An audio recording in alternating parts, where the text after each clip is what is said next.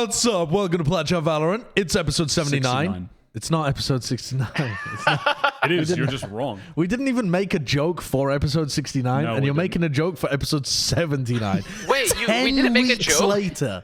I gotta We make didn't make up a joke for for it. 69? No, we just said oh, it's the one after 68. We just That said, was it? Yep. I think that Was was I the on only that thing we episode? addressed the whole time. Drew no attention to it. That was a mature moment for Yeah, us. we that were was a more mature chance to 10 weeks grab ago. this Moment. 10 weeks ago, we were more mature than we are now. We have I grown can't remember. backwards. If I was on that episode and It I was- didn't say anything, I don't know what's going on. It was just Go ahead. virtue signaling. Let's be honest here. No. We're mature. We're mature. We don't even think about that. My mind is never even in the gutter to that depth. Have you seen the topic list for this week, Josh? Oh, there goes Avast. Okay, bye. Bye, Avast. Bye. Yeah, I've seen the topic list for this week, and I'm afraid. One of our topics is Navi blows London United's back out. That's one of the topics. Yeah, one of the topics That's is one of the topics on the list. Gambit go dumb stupid versus Liquid. So, who wrote those? Kurt wrote those. We'll say that Kurt wrote those. Where did Connor go? No, oh, he's he's back. I don't know. he's in the same quality as the Brazil stream this weekend. 100p. I don't know if I anyone was else sitting watched there. that, I but was I just saw sitting there everyone, and it was bad. people were mauling about the NA stream. Bro, the Brazilian fans had to watch their stream in 100p. I was trying to like, ooh, what's the setup? I don't know. You can't see. I mean, we'll see it later. Yeah, it said the password was incorrect randomly. I was just sitting there, and then it was like, password's been changed. Like, did Kurt just change the password and boot me out of the Yeah, the you're room? fired. Yeah. You're fired. This is how we're letting you go. You're Clean up your fired. desk. Yeah, we just thought we'd make the best of it by doing it on the show for a bit of a viral moment. get God, the wouldn't that clout. be fantastic? we just expose all of Avast's skeletons in his closet and boot him out of the show live. What do you? So wait. So then it doesn't become like a firing. It just becomes like a witch hunt or something. The public You know- vilification and burning of Avast. I only want This- to be publicly ossified, not vilified. That's all I want. All these threats, guys, it's making me feel like this is work right now. Yeah, that's All right, a good point. let's get into the show. Let's talk North America, shall we? Let's begin with NA. Big games happening in NA. The first one we wanted to talk about was Optic Rise. So, I mean, if you're not familiar with what's been going on, if you've been living under a rock, it's a 5-stage, like 5-week round-robin tournament where they've been placed into 2 groups. So, you know, Optic, they end up losing here against Rise, but they're not out of the tournament by any means. They've just taken a knock to their win rate. So you can see the group stage here. But I don't know about you guys, but my expectations for Rise coming into the group stage were pretty much on the floor. I actually thought Rise had a fairly good chance of not even being able to make it through the groups because of how bad their qualification looked. And then they beat Optic, who a lot of people, I mean, if you're not familiar with Optic, they just rebranded. They're the former Envy squad. And they come out with a 2-1 victory here. It surprised me. Yeah, man, they came back swinging. The LCQ confidence was back. And I say they came back swinging because they were swinging for each other. Because those fundamentals were just so good. What? What? I mean, it's so good. It's The good. fundamentals were great, though. They were the fundamentals were really good. They were playing with a lot of confidence. They were all swinging for each other. It was fundamentally in that aspect of the game, they were just better than Optic in that series. And also just on the individual level, they were just playing with the confidence that like Derek had said they weren't playing with before. And individually, they were just fucking on point. I mean, Derek was, every round he had a Sheriff, he somehow got a kill with a Sheriff every single round.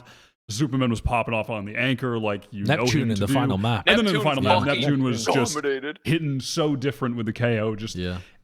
but it was cool to see all the moments where Neptune was just popping off as like the hard entry, and then Shanks was just getting these like just getting kills throughout the rounds, like holding the angle on Chamber with the op, that kind of thing. Just getting kills throughout the game in that way, not so much like needing him to be like dashing in on Jett and entering. It was Neptune was just walking in and he was doing his fucking thing, popping off. And he's also just showing how strong KO flashes are at the moment. There were so many great right click flashes from him in this series on Ascent specifically, where he was just booming Optic.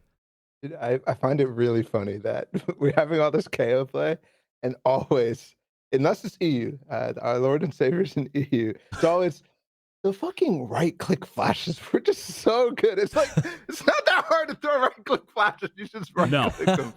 It isn't, but they're really good. Yeah, The No, I was impressed Asian too. is really good. Yeah. Dude, not playing KO on Ascent. I mean, For green square. talk about well, taking it back to map 1, Bind. I can't be convinced about the Yay chamber. I can't be. I was thinking it over before we went back to the analyst desk, because it was Brennan Balla on the analyst desk, and I was just thinking to myself while I was watching the game, is it too reactionary to just think a lot of this is down to Yay playing chamber? And I started thinking about that, and I'm like running through the counter argument in my head and how the setup shifted, and I just ended up coming to the conclusion, no, it's not too reactionary. I think Optic lost so much of the tempo because they didn't have Yay on the Jett, where he normally is one of those players that will put pressure on your opponents and consistently like force mistakes out of them because they're playing at a higher speed. They're forced to react really quickly and make the right decision. And then if they don't, Yay snaps them up or someone else snaps them up. And that level of pressure never seemed to be applied to Rise. They just had a luxurious pace that they could control all throughout this first map. It just felt a bit flaccid from Optic to me. Yeah, I don't think that's an unfair take, honestly. I do also think that the chamber for Yay was not his strongest agent pick, I think. I don't think he's had a lot of time on it necessarily. Definitely not in officials, obviously, because it's like the first official we've seen from Envy since like champs or something, right? Or I guess Optic, I should say, not Envy. But Sean was making that mistake a lot during the cast, and people were getting quite mad at him. It's like, yo, Sean, you're so dumb. You're saying Envy, like, oh, like, and it's like, guys, come on, it's Envy. It's Optic. It's Envy. It's Envy. It's just, as long as planet Earth continues to rotate, people will say, actually. Actually pushes up glasses. But yeah, I do think that Envy felt a little slow on Bind in particular. I think that's extremely fair. I felt like this was, remember, I did say last week that this could have been a banger if Rise come back, and they did. And I felt like this is the pace we wanted from Rise, though. A lot more. There's definitely a pace we wanted. They felt a lot more confident in the server, but it wasn't necessarily like the cleanest. But I do love how Rise continues to rank up the aggression and pace on a lot of maps, even on Haven, which I believe they end up losing Haven, right? If I remember that properly. Yeah, they lost Haven. Yeah. Rise lost Haven. Yeah, even on Haven, I felt like they did a lot of great things, and like they kept a lot of like really cool ideas with like pushing through like links through B and just like taking a lot of extremity control. But the aggression is good for Rise. It's just they're not super. I still don't think they're super polished yet, but Envy let them get away with a lot, I think, in some of the maps. Envy, you fucker. Optic, fuck, Optic. I was surprised by a couple things. Obviously, I don't want to move away from the Yay chamber thing yet, because what I was surprised at, not that they went for it, because whatever, they went for it, that's an idea, okay, cool. But more so that Yay looked so bad playing it. Like, he was not doing anything good with the agent. He was not playing in weird ass off angles or anything like that. He was just playing normal Jett holding an op angle, and not like a weird elevation or where you can't dash through a wall normally as Jett or something like that. He wasn't doing none of those things on defense, which was so shocking to me, because Yay to me is a guy who will be meticulous about that sort of thing. So it strikes me as kind of a spur of the moment choice. That's kind of how I felt about it, more than because they didn't put it on any other map. So why like Bind specifically? I know people don't like playing Jett on Bind, but it's not like there's specific tangible things that make Yay on Bind bad on Jett. Yeah. Well, I had this feeling, especially, I went back and I vote reviewed the majority. I couldn't finish it because it was just before recording this episode, but of the final map. And something that struck me about this Ascent game from some of the rounds was that it felt very experimental from Optic, actually. I mean, even this round, actually. Is this the one? No, maybe this is not the one, actually. Oh, right, yeah, this is a different one. But this is when Optic were on their attack side. But a lot of the stuff that they were doing, some of these rounds anyway, felt really experimental. They ran a couple of set strats that that I've never seen before from Optic. I've never seen them before. But they were missing the final layer to make them good strategies. They were missing something. I mean, in this round as well, he tries to make a play just kind of lurking on his own through mid. He tries to like re-push back through this wall and just ends up trading 1-for-1. But they had like, Crashies had this shock dart lineup from back gelato that was kind of interesting for them to be able to exec an A push. And it ends up working all right. But I think probably they were just treating this group stage as, we're going to get through anyway. We might as well try some shit week 1. When you view the entire match together, I think that's probably their goal with like the Yay Chamber and some of the stuff that they were trying to run here. That's what I was getting the vibe of too, especially when I watched Bind, when thinking back about it and trying to rack my brain about why they tried it. But with that being said, it seems to scream to me again. I know this is a Rise topic, but we're talking about Optic right now. It seems to me to scream again of low prep. Sure, they were experimenting, but why aren't they experimenting with? Obviously, you're calling out some set plays on Ascent, but to me, it's like, why isn't some of this stuff a little bit more optimal, rather than we're just throwing it out there? That's how it felt. Yeah, well, one of the things, just to talk about the Chamber a little bit more as well, Ye was not always a god tier Jett. He really had to spend quite a while getting into that position while he was playing with Anbox, right? I guess in terms of actual playtime on Jett, he became extremely good extremely quickly. Because he was playing before that, he was playing like Breach and Opping and stuff like that before when they were playing. I can't even remember what the hell else he was playing, but he was like the second guy for that team. Yeah, he was playing like a bunch of different flex roles.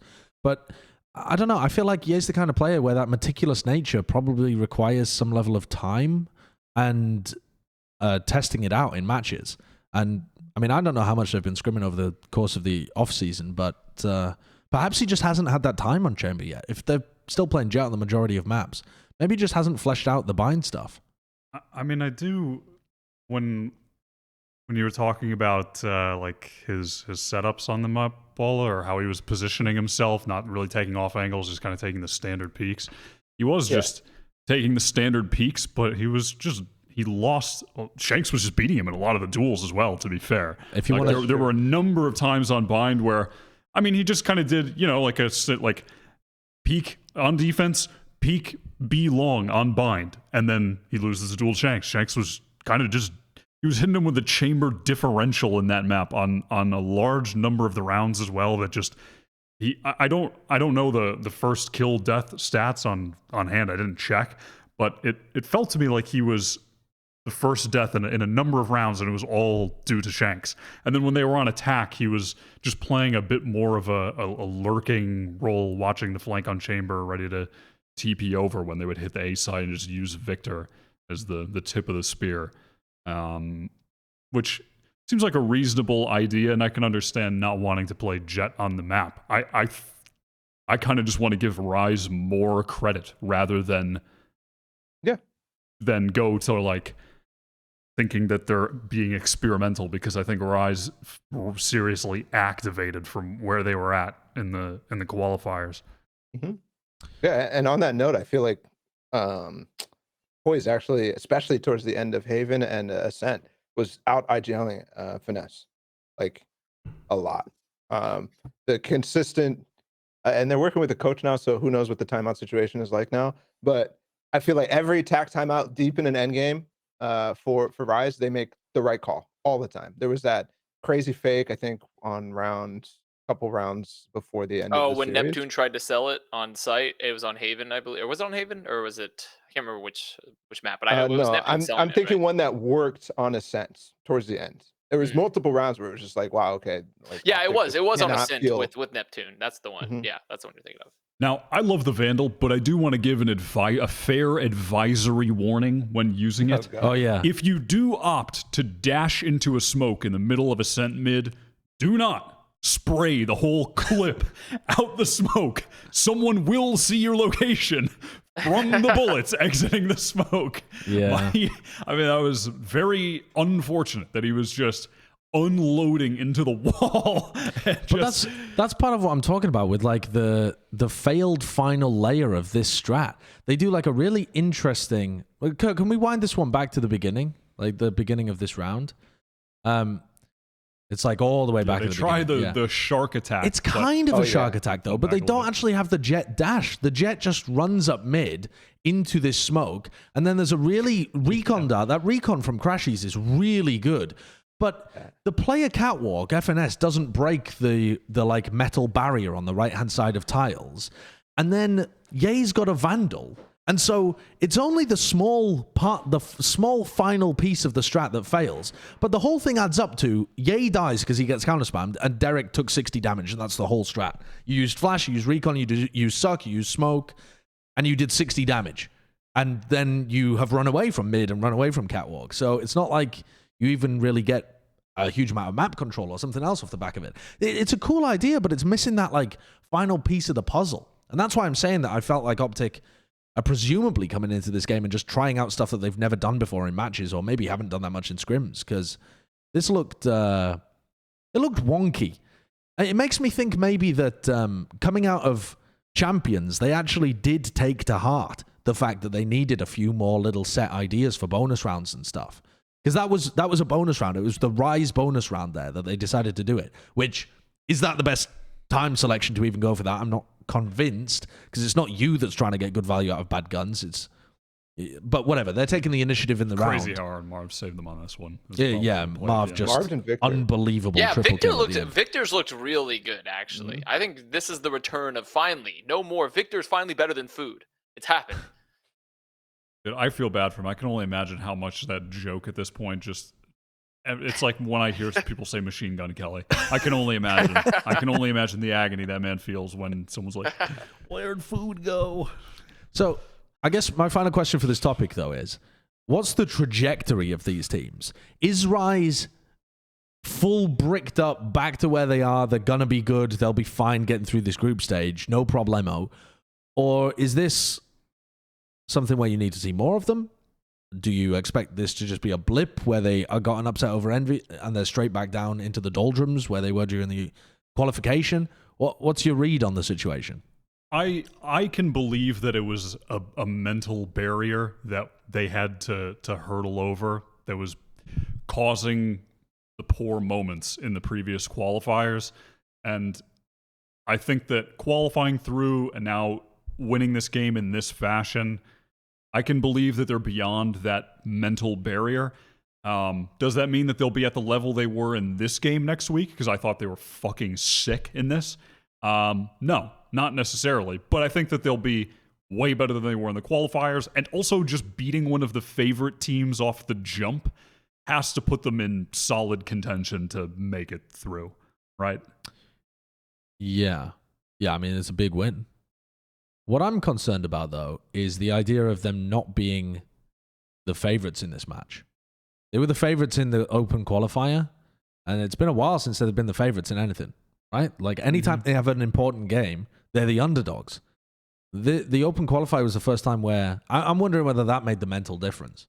And whether when they play against... I mean, who's in their group again? It's like... NRG, Sentinels, V1, Knights. Right, so like NRG and Knights, they are... or should be favorites over, especially if they're of this form to be able to beat Optic. I'm wondering whether it's going to come into those kind of games. Like, are they actually going to be able to bring this level against NRG and They got stomped by Knights? NRG Right, in exactly. the open qualifiers. So no, I don't think so. Especially not V1. And after V1 NRG against Sentinels, I don't think so. I think this is still a wait and see. I think they could break through, but I'm still concerned about number one, playing a more meta team, because Envy is not a meta team. And I think that is part of the reason why they struggled a little bit against V1 and NRG in the first open qualifier, and EG, to be honest. And then secondly, the whole situation where I still personally think that there is a mental block that when things go wrong, it could get really wrong really fast. Yeah, I think Balla hit the nail on the head there. I believe in Rise. I believe in the Overwatch Zoomers. I do believe in them, but I don't think that right now, when you see, they kind of got...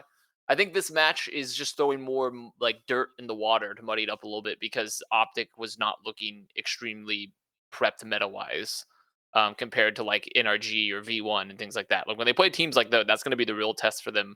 But it shows hope that they definitely still have what it takes to be really good. It's just more so they're still going to be considered an underdog, I think, coming against some of those teams that are looking a little bit more meta prepped. Okay. Well, let's talk about. There was a big conversation about who the best team in North America was coming into this event, and some people were saying, "Oh, it's going to be Envy, Sentinels, Cloud9, whatever." Let's talk about Cloud9. They debuted against, or rather, 100 Thieves debuted against Cloud9 and had a decent showing. They didn't get blown out by C9, which I think is what some people were concerned would happen. But it was a 2-0 win for the team that went the deepest at champions from North America. What do you think? Let's start from the 100 Thieves perspective here. How good do you think this team is? What was the showing like from them? 13-10 on split, but they actually end up, it's an 8-4 half that doesn't look great. Both of these games were, I suppose the second game wasn't really a comeback, but split was a pretty heavy comeback for 100 Thieves to make it look a bit closer. Yeah, I mean, going into split, you just said let's talk about 100 Thieves, but these Cloud9 comps I think are sick. Vanity teams stay excellent on their meta read. I like both comps so fucking much, but this, first of all, they start on split.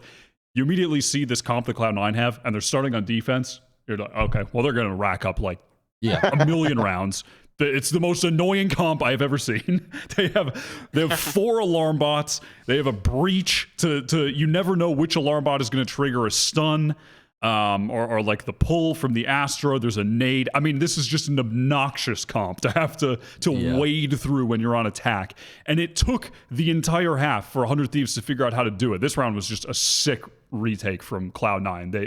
The Asuna finds the entry, and then they just explode into the site off a flash from Zeta and just roll the 100 Thieves players on site. But for the most of this half, it was 100 Thieves trying to figure out how to effectively play around the traps that were laid across the map, and it was only in the last couple of rounds that they were able to draw out some of the util, break enough for the alarm bots, and then work into a super late site execute and actually take a couple of rounds. Yeah. And then when they actually got into their defense, it looked pretty good. The retakes were looking good, and they were able to make it really close. And then there was just, I sent the one disaster round to you, Kurt, at the end.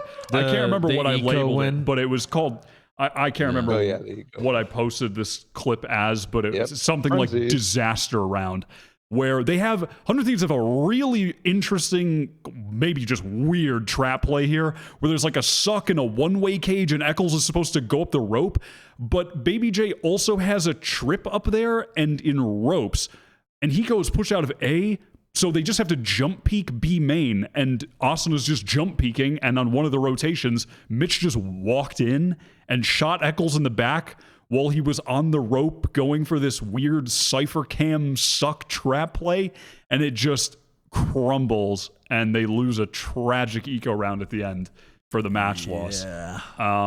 It was so... I don't know if you want to show the beginning of this setup they have again, Kurt, because it took me a second to wrap my brain around it, but it is quite unique. Because they have... Yeah, you'll see it right here. So they have the cam above male, but they also have a trip in here, and then they have the suck for it. And Baby J's just watching on his cam, and then Eccles is supposed to go up the rope into a one-way and kill someone who's getting sucked. Yeah. It's a cool setup. It's just, it's not even like he gets killed by anybody that's near him. It's the B main hold that they probably just didn't need the trip there as well. I understand. I don't know what the trip is for. I assume it's so that once the trap play gets triggered, they fall back and they just play off the trip. Yeah, I would assume, or if they try to push forward, they get caught. But I don't know. It just doesn't.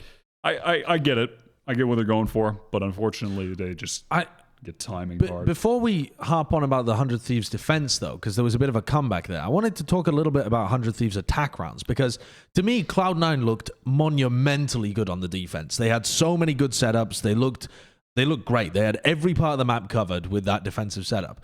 And 100 Thieves were doing this thing where they had Baby J and Hiko kind of double lurking a little bit. So it was like if they wanted to go and help Hiko on a ramp, he would take that space. Or they would take mid, sometimes with Baby J. But if that wasn't the case, then they'd both be playing pretty far away from the rest of the team, not taking too much space proactively. There was a lot of discussion I saw about after this match about how this doesn't work. You can't have both of these players playing like this. You know, either one of them needs to step up and actually take some initiative and take some space themselves. And it just seemed like, I mean, a bit of a weird setup, I think, for a lot of people, because normally you'd play that Cypher in order to take a ramp control, but that's where Hiko had his wall the entire time. What's your thoughts on that from a strategic point of view? I mean, I think the thing, I feel like the context of that in this game is different, though, because they got mid for free on every round. They were just given mid. All of the dense util from Cloud9 was around Heaven and the main choke points. And there were rounds where Hiko was working up A and taking a bit of space on ramp, and then they would go into a ropes A split. But they would just have so much trouble dealing with Leaf on the chamber on that site, just finding kills and TPing away. And the Cloud9 rotations were always super quick. There was so much delay. I don't really think it was necessarily on them. I think it just was so late in the half that they found the recipe for victory against this defense. I think it's definitely a problem. I think it goes back to the same type of thing that we were always talking about with Steel and Hiko on the team on attack sides, because it relies so much on Asuna, and they solved that by having Ethan pair up with him very well. But on this map, it just felt like they were never actually getting value of Asuna pushing forward, and he was getting picked off so much first that it didn't create the space that sometimes would work out, where they'd get Steel in a really, really good position, or whoever's lurking in a really, really good position, or a post plant position, something like that, because the main bulk of their strat, which is mid control or whatever they were doing, wasn't getting that much value. And I think that speaks to what Wyatt's saying about the context of the game, because Cloud9 was playing in a specific way. I think that was hard to say. So I don't put much stock into it yet. I think if you really want to take a look at that, though, that was a thing on Breeze. I mean, I have some clips aptly labeled for this discussion, such as 100 Thieves are so slow, and also Scalar's mod check. I mean, like, either of those clips are very relevant for this discussion right now. I mean, this is a 4-on-4 retake, I believe, where Asuna had the op. Asuna was playing pretty well on Jett on defense on this map, by the way. I mean, if there's one thing to draw a little bit of hope from this Breeze map, it's that Asuna's Jett was looking pretty sick. BabyJ finds the pick. It's a 4-on-3 retake. They've had the spike down, and they are just going at just molasses pace for this retake. And they end up losing to time here because Asuna has an op. And it's like, we're just okay. We find the first kill. Also, the spike has already been down like half at this point. Yeah, they and also still haven't cleared towards backside. They know that Zeta has ult as well, and that still doesn't trigger anything. It's just syrup paste. It's just so slow, and then they all die to the spike and lose all their guns. Oh my god! And then there's another one that you could play the Scalar's mod check clip, Kurt, because it's just that one is actually a clip that's relevant to talking about the point I think you're bringing up, and it was a more relevant point on this map than on Split. Like BabyJ, they were working into an A hit. BabyJ is lurking in suspect on mid. He's looking quite sussy in mid, and Leaf ends up going down, and he finds the pick. 100 Thieves put both their drones through main. No one goes in off them. And then they have Eccles working a lone tunnel. He finds the entry. Asuna's in deep. But then while this is happening, BabyJ finds a pick in mid. Eccles is still in tunnel. And then BabyJ goes back to main, where Hiko has just been behind this Viper wall the whole time. There's Scalars, and then Ethan is just trapped, desperate for help. And they are not effectively scaling into the site. And they're just playing far too passive in this moment. Like, after BabyJ had gotten that kill, his teammate was in tunnel the whole time. He could have just gone up mid and helped him, but he wraps all the way back around, and Hiko would just never work past the Viper wall, and it's just so slow. Yeah. Yeah. It's criminal. Painful. This is painful. It's got that FPX type beat right now. For those that watch the FPX match, this has got the FPX type beat. Nobody watched the FPX match. Yeah, I watched it. So when we get to that segment, I will talk about wish I had not. Yeah. I'm looking at this round and I'm thinking, okay, maybe there is like an idea here where Eccles is not pushing the site because he's trying to hold on to tunnels and arches so that they can have space in the post plant. But yeah, everything else falls apart behind that. I still think it comes back to Jonathan. I think you made this argument like a long time ago about 100 Thieves, where it's like they're playing like the money ball aspect with Hiko in terms of he gets crazy value late in the rounds because he gets, you know, all his utility out or whatever, and then he's also good in the clutch. And I just don't think that this game is there. You know, I think that if he's not making the important plays to get to those stages, then you're not going to continuously get that value, and it doesn't matter anyways. So, Yeah. like if you're looking at it statistically, it doesn't make sense unless you're actually taking the practical aspects as well. Yeah, it's kind of like we have a player that's amazing in the post plant, so let's save him for the post plant. But they don't think about, well, now you're trying to 4v5 to a post plant. That's going to be difficult. That's going to be a big problem for you guys. But they've just always had that level of approach.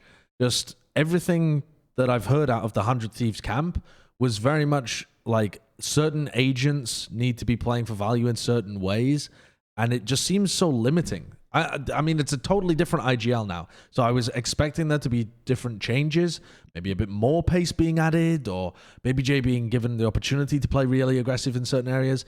I think they actually slowed Baby J down compared to his phased gameplay. I mean, I know that he was doing quite a bit of lurking on phase as well. They would do a lot of 4-1 defaulting, where Baby J was just in mid. He would chat up in those Sometimes, moments, yeah. though. Yeah, he really would. And it felt like, if anything, there was a little bit more of a leash on Baby J, rather than the way that I was thinking about it was you really need Baby J to be fragging the fuck out in this roster, because you have Eccles and Hiko now. You have Eccles and Hiko. You need Baby J to be running aggressive. Yeah. It's, the lack of, for me, this game was not a tragedy for 100 Thieves, right? It's not, you can't call it already on this project, not even slightly. But I'm not so much looking at the score line, and more what I was hoping for was a glimmer of an idea of, like, they have a theory of how to make this roster work. And that's what I didn't really see. I didn't really see the model of, this is how we're going to make this roster happen. This is how we're getting value out of Ethan, who, by the way, pretty quiet for all the hype that he got in the offseason. And I know Ethan's a great player, so I don't want to make that sound like I'm just not believing he's very talented. He is very talented, but didn't have an extraordinary game and needs to be an extraordinary flex player for this team to be punching anywhere near where they were previously. And so that combination he wasn't even a flex. Yeah. He's just this guy. Yeah. So boring. I really want Ethan to be playing KO. And also, I mean, he did have some... He had some really good moments he had some really good moments throughout the series, but also there was just some sadness on this Breeze map. I think 3 times he died to a Molly shock dart in that position. Oh, he did, yeah. 3 times, I think, in this game. Is this it coming here? I think he does die to one here. Yes, he does die to a shock dart here. That's just one of the face, though. So sad. There were 2 other times where that position got Molly shocked. Cloud9 are just so good with those. They really are, yeah. I mean, also, not to talk about 100 Thieves all day, but Cloud9 are, I think they're the best team we saw over the weekend. And I think, aside from their split attack, which their comp was tough to work the map with, perhaps, on the attack side of split, I was very impressed with what they were doing. I love the comps that they were running. I was just very satisfied with the Cloud9 that I saw, personally. Really? You thought they were looking better than, like, V1? Better than V1? I mean... Kind of unfair. V1 just kind of washed it is unfair. Nice. Yeah. So it's like... they kind of just walked over them. Whippy went drippy and he just slammed them. I mean, it wasn't really a match. So I think Cloud9 still have some way to go on their attack sides on, like, difficult maps like Ascent and Split. I'm still not convinced that their player decisions are great in those moments. Like, the split comp is not amazing, right? That split comp seems like it should trend defender-sided because they're playing with the Chamber and the KJ. But also the decision-making from people like Zeppa, where he's, like, double blast packing into Asuna while he's holding the nade and, like, trying to get the jump on him. It's a total solo play. Yeah. Total solo play, just trying to make that magic happen. Can you play the Zeppa trap play on Split? I mean, it's a great trap, and then he also just, like... I don't know which one this is. I mean, is this him on attack? No, it's this round where 100 Thieves in this map started going up and breaking the alarm bots and stuff. Oh yeah, and then he was holding this passive angle, but then he just sends it and gets another kill, and then the flash comes after. Yeah. And it's like you can see what they were doing there, but also he just was feeling himself, so he just got another kill. But on their attack He's doing a sides, lot I of feel stuff like like that. they feel themselves a bit too much and don't have that level of discipline that I want to see from like god tier team. Because I think Cloud9 can be the next best team in North America, and I think they just need to tighten up some of their like macro plans on their attack side, and some of the like goofy individual plays that they go for are just too much sometimes from Leaf and Zephyr. But the defense sides, I think, are hands down the best in North America. I mean, just god tier defense sides at the moment. Version 1 I'm really liking on attack. I think it's not just the teams that they're barreling over, but like their ideas on attack and how they are all moving together, and the way that they're spacing together as they go in for a sight hit. It fucking booms bad teams. And even against good teams who are throwing better util and able to get the first pick and maybe try and drop off, I think it's still going to be good against the better teams. They're just going to be able to like sweep through them. It's going to be so difficult to avoid getting traded out in those situations. So I do have my eye on V1 as well. Do you want to? I just want to make another point. I just Mark, want to make one last point. I'm just my brain is just on a million. I do like that 100 Thieves pick split and are leaning into like those kind of maps. I want to see the maps where Austin is playing Raze, and I like that. And then also it was good to see that his Jett was looking much improved. Those are the two positive notes I think for 100 Thieves. And they did have a lot of good rounds on split that were well executed. I think it took them too long to find their footing in that game. But I'm definitely not. I think that there could be something there, and I definitely think you got to give them a bit more time. Yeah. Still. What do you say, Balla? My question was, did 100 Thieves change their ban? Are they still banning bind? They still banned bind immediately. Yeah. I think that's something that that's important to look out for these opening games, is how people are changing their map pools a little bit, and also use that in context with everything else that's happening. And for 100 Thieves, for Sentinels, for Optic, we're all looking for meta changes, game plan idea changes, and also just how they're approaching the series with fracture in the pool and all this stuff. So for 100 Thieves, it's a little weird because they already have bind, or they have the bind ban. So maybe it's not that important. But I'm still so sad that they're not doing anything with the meta. Like, not to bring up the Ethan thing again, but dude, like, play KO, try to do something else. Where's the chamber at? It'd be perfect in certain situations where you're trying to get value out of the lurks. I don't know. Yeah, I see where you're coming from there for sure. Let's go on to our next team then. The next big hitter that played this week, Sentinels. They heckin' love TenZ. He carried them through that game. That was huge. They do heckin' love him. They heckin' carried on bind. He kind of was the difference maker for them in this series. I mean, also on Haven, I feel like he was massive for them being able to be rescued throughout the series. Who are these casters? The pacing. Yeah, who are those guys? I can't remember. All I know is they said the pacing. I can't remember the rest. It's like Machine and Sponge. Who are they? Or whatever. That's a good copy paste that I forgot the entirety of. But, you know. Yep, excellent. Thank you. Moving on. So I thought one of the interesting things here was that NRG had previously been trying to first ban Fracture, or, you know, it would be removed from the pool very early on in all of the games that NRG had played this year. And they floated it against Sentinels, and Sentinels picked it into them. I think that made tons of sense looking before this match at the map pool. Sentinels looked good on Fracture when it came to, I mean, they beat Crew, and actually the like way in which they were playing the map, I thought made sense. And then they kind of got smoked here.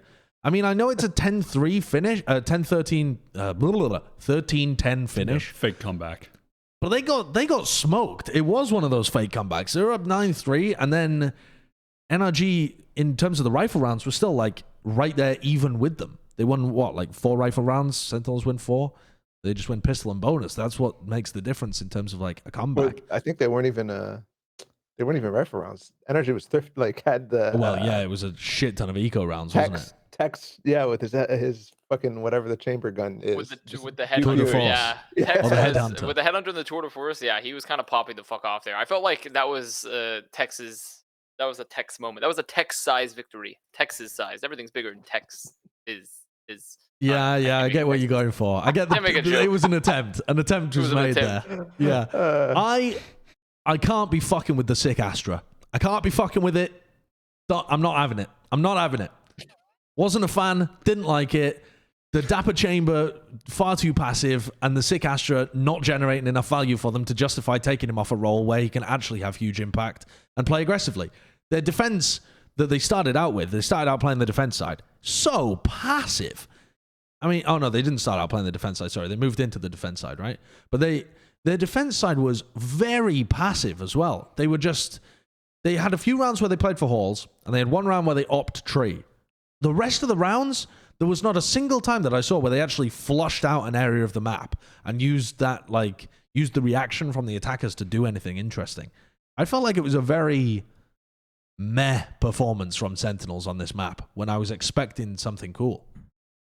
Yeah, they didn't get a lot done either with Shazam. Comparatively, when you look at their champs performance on Fracture and how well Shazam was playing with utility and they were using it, they really did not do very much with the breach either. Like, in terms of, like, taking control of the map and setting up combos with them, they really did not, especially now that they're incorporating Chamber, right? Where you can set up stuns from alarm bots, you can set up flashes, you have more opportunities to, like, work off that. They really did not do very much with Do you know what my Shazam's theory utility. is as to that, though, Connor? When I was looking back through the VOD, when I saw that this Fracture had been picked, we were doing the casting for the game, so I got an inside track, so I had some time to go and look back You over casted this game? Shut the fuck up. I got time to look back over the That's who the Champions casters VOD. were? Shut up. No one answered in the thread. They just posted green squares. So one of the things that they were doing was, you in the previous comp where Sick was playing the Sky, in theory, you really only have the Jett, the solo duelist, to work off both the Sky and the Breach utility. But they weren't doing that. They were using the Breach utility sometimes to set up Sick to push halls as a Sky. And then, you use all of that early round Breach utility, Sick's in a really advanced position defending halls, and then he can use his flashes to be able to clear the final corner or push spawn or do something really aggressive and really turn the tempo up. In this game, everything has to be revolving around TenZ. Sick is not going for those aggro plays. Shaz isn't. He's the setup player. Dapper wasn't going for the aggro plays, playing a pretty passive chamber, just using his trademarks for like late info on B, not even trying to push him up into aggressive positions. And Zoms is not going to be your aggro player. He put down the same fucking wall every round on A and played halls. Like, there's just nothing, there's nothing going on. It's just TenZ rotating around.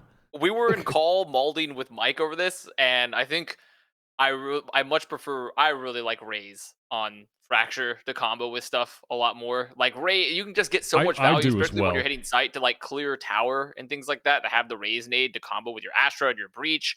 Like, holy fuck, there's so much more combo potential with the Raze on Fracture. Yeah, I mean, not to hive mind because it was just three of us in a call. Like, I think one thing, and then the other two, oh, we're right. Yeah, yes, exactly. Yeah. I mean, that's how it works. That's how it works. You all have to agree with each other. I too think that Raze is superior on the Fracture map. There are when you're playing with a Breach and you're playing with the Astra, it's just the easiest combos in the world to just get value, and the Boombot's so good over towards A with the whole trade offer. I mean? You give me Sick Astra, gets locked away in a box, you never play it again. Okay. I give you Sick Raze, double duelist, solo either Viper or Astra. Do you think that would? So this is what I was thinking up just after this game. I was kind of. I mean, that seems like a decent trade offer. I think that could be good. I feel like Sentinels have got themselves in a position where they feel like they have to play double controller on this map. Yeah. But I'm not convinced you do have to play double controller here. I think solo Astra is really good, and I think solo Viper can be pretty strong too. I think they could make double duelist work, and it would just fit the style of Sick and TenZ a bit more. I am unconvinced that Viper, that they are both a must pick. I remain unconvinced. I think especially or the Brimstone. One Brimstone. One Brimmy boy. Astra and, I mean, that's another trade offer. I give you an Astra and a Viper in exchange for one Brimstone. That's a great deal, honestly. I mean, Brimstone has been getting a lot of value on Fracture, so I don't even necessarily hate that. Yeah, you know? I really don't has. hate that. Like, especially when you saw, like, I think it was the guard. It was guard that was playing Brimstone. They did some sick, nasty things with stun lines and ult, or stuns and mollies with the Brim. Some sick, nasty things on B site. That was like Brimstone. He was geriatric no more. Yeah. I think that we're kind of seeing you know how we all kind of decided at some point last year that like, oh, we should, like, teams should stick in their roles and be completely like less inflexible, and there should be like one flex player because we all watched FPX just die and crumble. After that we had this idea that yeah, everybody should play like very simply. We should not have that much flexibility, but I think this is the result of that. This and other decisions that are happening in the meta right now, because Chamber enters and you're wanting to play a lot more Astra Viper in some cases, specifically on Fracture here. And because it's a map that you also want a Sentinel on top of Astra Viper, and you have the Sentinel player flexing Viper in most of the other cases, now that can't happen because the Sentinel player wants to stay on the Sentinel, right? That's what's happening with Dapper. He has to stay on Sentinel. He's playing Chamber on Fracture. And they need somebody to play the Viper. So it's just awkward because they've been so inflexible in the past, and now they're paying the price. Same thing with Optic in certain cases. Is this where teams like Liquid, who've put in the groundwork to expand their hero pools, or agent pools, I should say, is this where they're going to reap the rewards potentially? This is where Alliance reaps the rewards by 13-0ing with a neon or whatever. We saw Liquid go stupid with their comp on Breeze. But yeah, it's teams like that, teams like Fnatic, for example, where Boaster can now bring in a dedicated Sova player and play a bunch of other shit. He doesn't have to play it all the time. Also, like Gambit, for example, when we get to there, they're taking Chronicle off of Sova completely and putting him on more important roles in the maps that those roles are more important. That's the type of thing that's happening right now. And NA is completely missing the boat. Call from Scam Likely. I love those guys. Okay, so could ask them about their thoughts on Sentinels. Is that noble? Could that be noble? Incredible. Map 2, Map 3. More to discuss. I mean, I feel like NRG had an opportunity to win on Haven. I was disappointed that they weren't able to seal it up on Haven. I thought the bind was going to be a wash. They had an 11-1 half, wasn't it? Yeah, and then nearly tossed it away again. Fake comeback. So, yeah, another fake comeback. But, I mean, they lost on an eco round as well, which was just a tragedy. I don't know what the takeaway from this game really is. I feel like a lot of people came into this match trying to figure out, you know, that we've been talking about a fork in the crossroads for... Fork in the crossroads? A fork in the road? That's many roads at that point. Half a dozen potential roads. just a spiraling massive roads. It's like Doctor Strange in the multiverse madness of roads. Oh no! We've been talking about a fork in the road for Sentinels for a while. I had this theory that it was going to be champions. Was like we'd figure out are they going to fall off or are they going to rebound after Berlin? And now I feel like I had the same idea coming into these early games of like, okay, a Sentinels going to rebound for the beginning of 2022. They win this game, but the fashion in which they did it did not inspire me. I was not inspired. I mean, people were predding stuff like, no, you're underrating Sentinels. They're going to bounce back and be the best of 2022. You just watch. I wasn't inspired. What's your broad strokes takeaway from this game in terms of confidence levels in Sentinels? Haven was just more of what I've seen from them on Haven forever. It was just the same stuff. Yeah. And they barely got away with a win. And then on Bind, they went heckin' love TenZ mode and just farmed them on defense. Just, I don't know, what are you supposed to do when TenZ just hits a 3K on every round with the op? But I was definitely not inspired by, of all the maps, even though they won Haven, at least on Fracture, I mean, at least they were trying a new thing and they were going for something. On Haven, that was of the three, certainly the most resident sleeper for me, in that it was just, it's the same. Yeah. Not just the same comp, but they're doing all the same stuff as well, right? Like Haven felt like it was just position. the exact same. I was like, oh man, where are we at? We're back at the beginning of like fucking 2020 or something? What's going on? Obviously not that far back, but it was not inspiring. Here's the thing. This is NA. And Sentinels owns NA. Like, no matter what, I don't care where they are in the forks. Like, if they've already taken a path on this fork where they're gonna end up crumbling eventually, that's not gonna happen in NA. I'm sorry, it's just never going to happen. And this game to me proves it, because NRG is a good team, and they have the lead, and they lose. And that's what happens when you play Sentinels in NA. It just consistently happens. Over and over and over, even against Gen.G in stage 3, it's the same type of thing. You're just like, what the hell's happening? They're about to lose this map.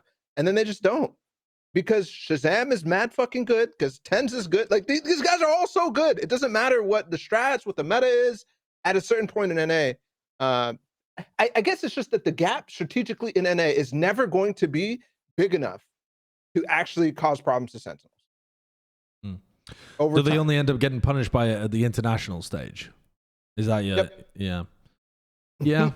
I don't know. I feel like of the teams that would really be able to do it, it feels like it's only Cloud9 on that level of trajectory. I mean, maybe like a version 1 or an XSET are looking like they're really coming up and hungry for blood, but I don't know whether they've got the talent to be able to beat them. Because Sentinels guys are still so talented, right? I mean, you watch that game from TenZ, and then you just think back of what the others have been able to achieve in prior games, and they are very tough to be able to get past. Yeah, because they're going against, I was just double checking what their group was again, but yeah, they're playing against Knights, Optic, Rise, and version 1. I mean, of all those teams, it seems like version 1 is the last game for them in that schedule, but at least right now, if they played, it would feel like version 1 would probably be their toughest competition of all those teams. Yeah. But certainly a lot can change in 4 weeks. Definitely. Okay, well, let's talk about the team from the other group who's on a bit of a hot run. The Guard. They've been storming through various different tournaments. They had a good run in the. I mean, they had a BO3 win. BO1 win over XSET. I think that was a BO3, right? It was a BO3. They won 2-0. Yeah. That was in the Knights Monthly, which XSET ended up winning overall. Yeah. It was in the group stage, but it was a good win. Yeah. And then they continue their hot streak here again with another solid win over LG. And I just continued to be impressed. I don't really have anything new to say about this match. It's just I continue to be impressed by the Guard. Their discipline, their player ability, the game plan that they come into. I'm just impressed by it all. And at this point, I feel like it's enough of a portfolio that it's not a blip. It's a serious foundation for them to build on and start doing some work in North America.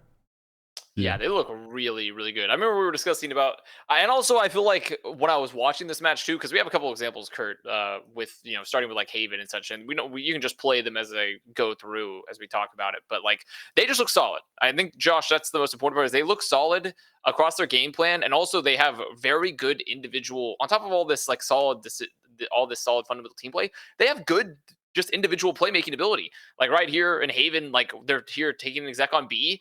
And while this is going on, they just have Valen just lurk all the way through C for free because they read all the pressure. They know there's no one else going to be over there, and he just works the way through, opens up the side of the map, and get in. And they did this sort of individual plays a lot. Like you saw Guard, and they had really good post plants all the time too. Like I think also, or like a little bit later, they on A, they have like a really great post plant. Where now the meta, I feel like, has been to make it's just been really aggressive killjoy lockdowns in sewers a lot. When you're attacking A, like it happens like all over and over and over again. And generally you're sitting there just trying to deny any sort of nades coming through. So you're like double peeking. And they did that a lot. Like the fundamentals for the team are good. Like are really, really good. What I appreciate even about that clip, you're highlighting kind of the individual mid-round play of Valen being able to sneak around the back. But the post-plant play, they get the spike down and they just immediately transition into a setup where they're playing off each other. They very quickly path into pre-planned, it feels, positions where they can reduce the variance of the round and not allow the other team to be able to clutch up against them. And that it just feels like that level of discipline or like pre-planned stuff seems to pervade all of their rounds to the point where they don't feel as sloppy as some of the other like tier 1.5 teams, because they're not a tier 1 team in my head yet. They're still on that come up, but they certainly have got a lot of the fundamental stuff down a lot better. Yeah, LG even looked really sloppy too. Like in this map later on, like, and they have another plant on B later on their offense, and LG's in a pretty decent position to actually win the post plant there to actually get the retake.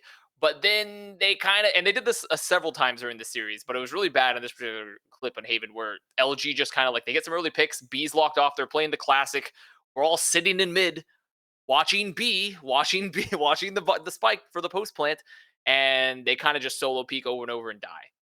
And that's like kind of like, I think what we talk about the difference between Guard and some of the other teams, because I feel like LG, at least until recently, probably into this match, unless we still want to include them up there, are probably in that same tier of like the 1.5-ish teams. And LG did not look nearly as structured as them, which I feel like is part of the reason why Guard looks so good in this match, is that LG still just was relying heavily on B-Dog and Mata to like have hero plays like often.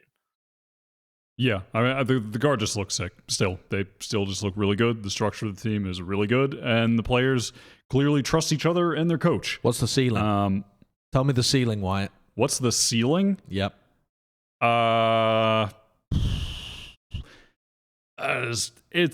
It's tough because I mean, over the course of the 5 weeks, I'm saying, well, I think they're qualifying, but with how well they're playing, I mean, just the most unnecessary spray. It really was. He'd already won the round, Yeah. and he's like, "Let me dunk on these kids." I mean, it was such a cool round too, because really like the way that they won the round was so nasty too, with like the breach ult, and also they comboed the fault line with the brimstone ult. Like the things they did to win that round, it was just such good utility too. And then he caps it off by just fucking pounding them there.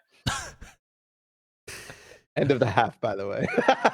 Yeah. I mean, literally not even an economic impact. It's genuinely the most zero impact triple kill you will ever see. But it was flashy and it was cool. Yeah. It was flashy and it was cool. I'm trying to look at their group again. I mean, it's XSET, EG, Cloud9, 100 Thieves. 100 Thieves. Yeah. I mean, they should absolutely be qualifying. And past that, Top I mean, three? Can they get third? I think Over they 100 could get Thieves? second. they could get second. They beat XSET before. It was in a group stage, sure, but they definitely have what it takes to get top first. 2. I think that I'm pretty confident about. Obviously, Cloud9 is just way better in my opinion. Yeah. I was more impressed than I was lately with the Guard. You guys have been hyping them up for a while. I guess I was slow to the punch, but like I said, the last time I talked about them, VALORANT's IGLing is really good. I still see some of that. I don't want to call it selfish because it's not really. You're still making the right play, but I see him seeing something and going into it, and sometimes that causes him to forget about the rest of the team and how to use them. However, I was more like the way that he played against the Viper on Haven, which is unconventional as hell already. He was making such good calls consistently. Like every time there's a Viper spit, he would perfectly have the right anti-strat on that round. It wasn't even like, it was like the first time they Viper spit short. He's like, oh, okay, well, this player's going to be playing over here, and B should be a little bit easier to take. He just makes those calls really, really fast. The other thing was Saya player looked much more aggressive, way, way, way more aggressive and less passive. And that was what I was scared about. I'm still scared about him going up against, a Leaf or something like that, but this gives me confidence. So I think the ceiling's top 2. All right. Yeah, for sure. Let's talk about these other 2 teams then. Let's talk about, I like the idea of framing it as the ceiling, because XSET in version 1 just essentially blasted their way through week 1. They didn't have any massive matchups with another top level team particularly. But these are the 2 teams that I'm keeping my eye on to get actually firmly into that tier 1 and, make some strides potentially to actually qualify for the Masters event. There's 2 teams that qualify for Masters eventually when all's said and done. Should be 4 from NA, but but NA is also a tier 3 region, so downgraded to 2 slots. But anyway, these are 2 teams that are actually going to be fighting, I think, for those slots, or at least at this point it looks kind of like they could be. Which of these do you think looks better right now? They're both at a pretty similar point in terms of the group stage. Just because XSET's in third does not mean they're any worse. It's just a round differential thing. Which of these would you put your money on to go further? Right now, V1. Not by an immense margin, but I would confidently say V1 right now. Is that because of the group they're in? Do you think they're just a better team? Like, what? Why? I thought you were kind of asking like head to head, like if they played. Sure. I mean, that's a way of thinking about it. Yeah, I mean, the groups are. Oh God, I mean, I'm just trying to look at these groups and like, can't remember who's in who's. I mean, version 1's got. Yeah, I mean, looking a slightly more difficult group, I guess, to get a top spot, but they could just dominate because they don't have Cloud9. If they're actually a legitimately top team, then they could just win.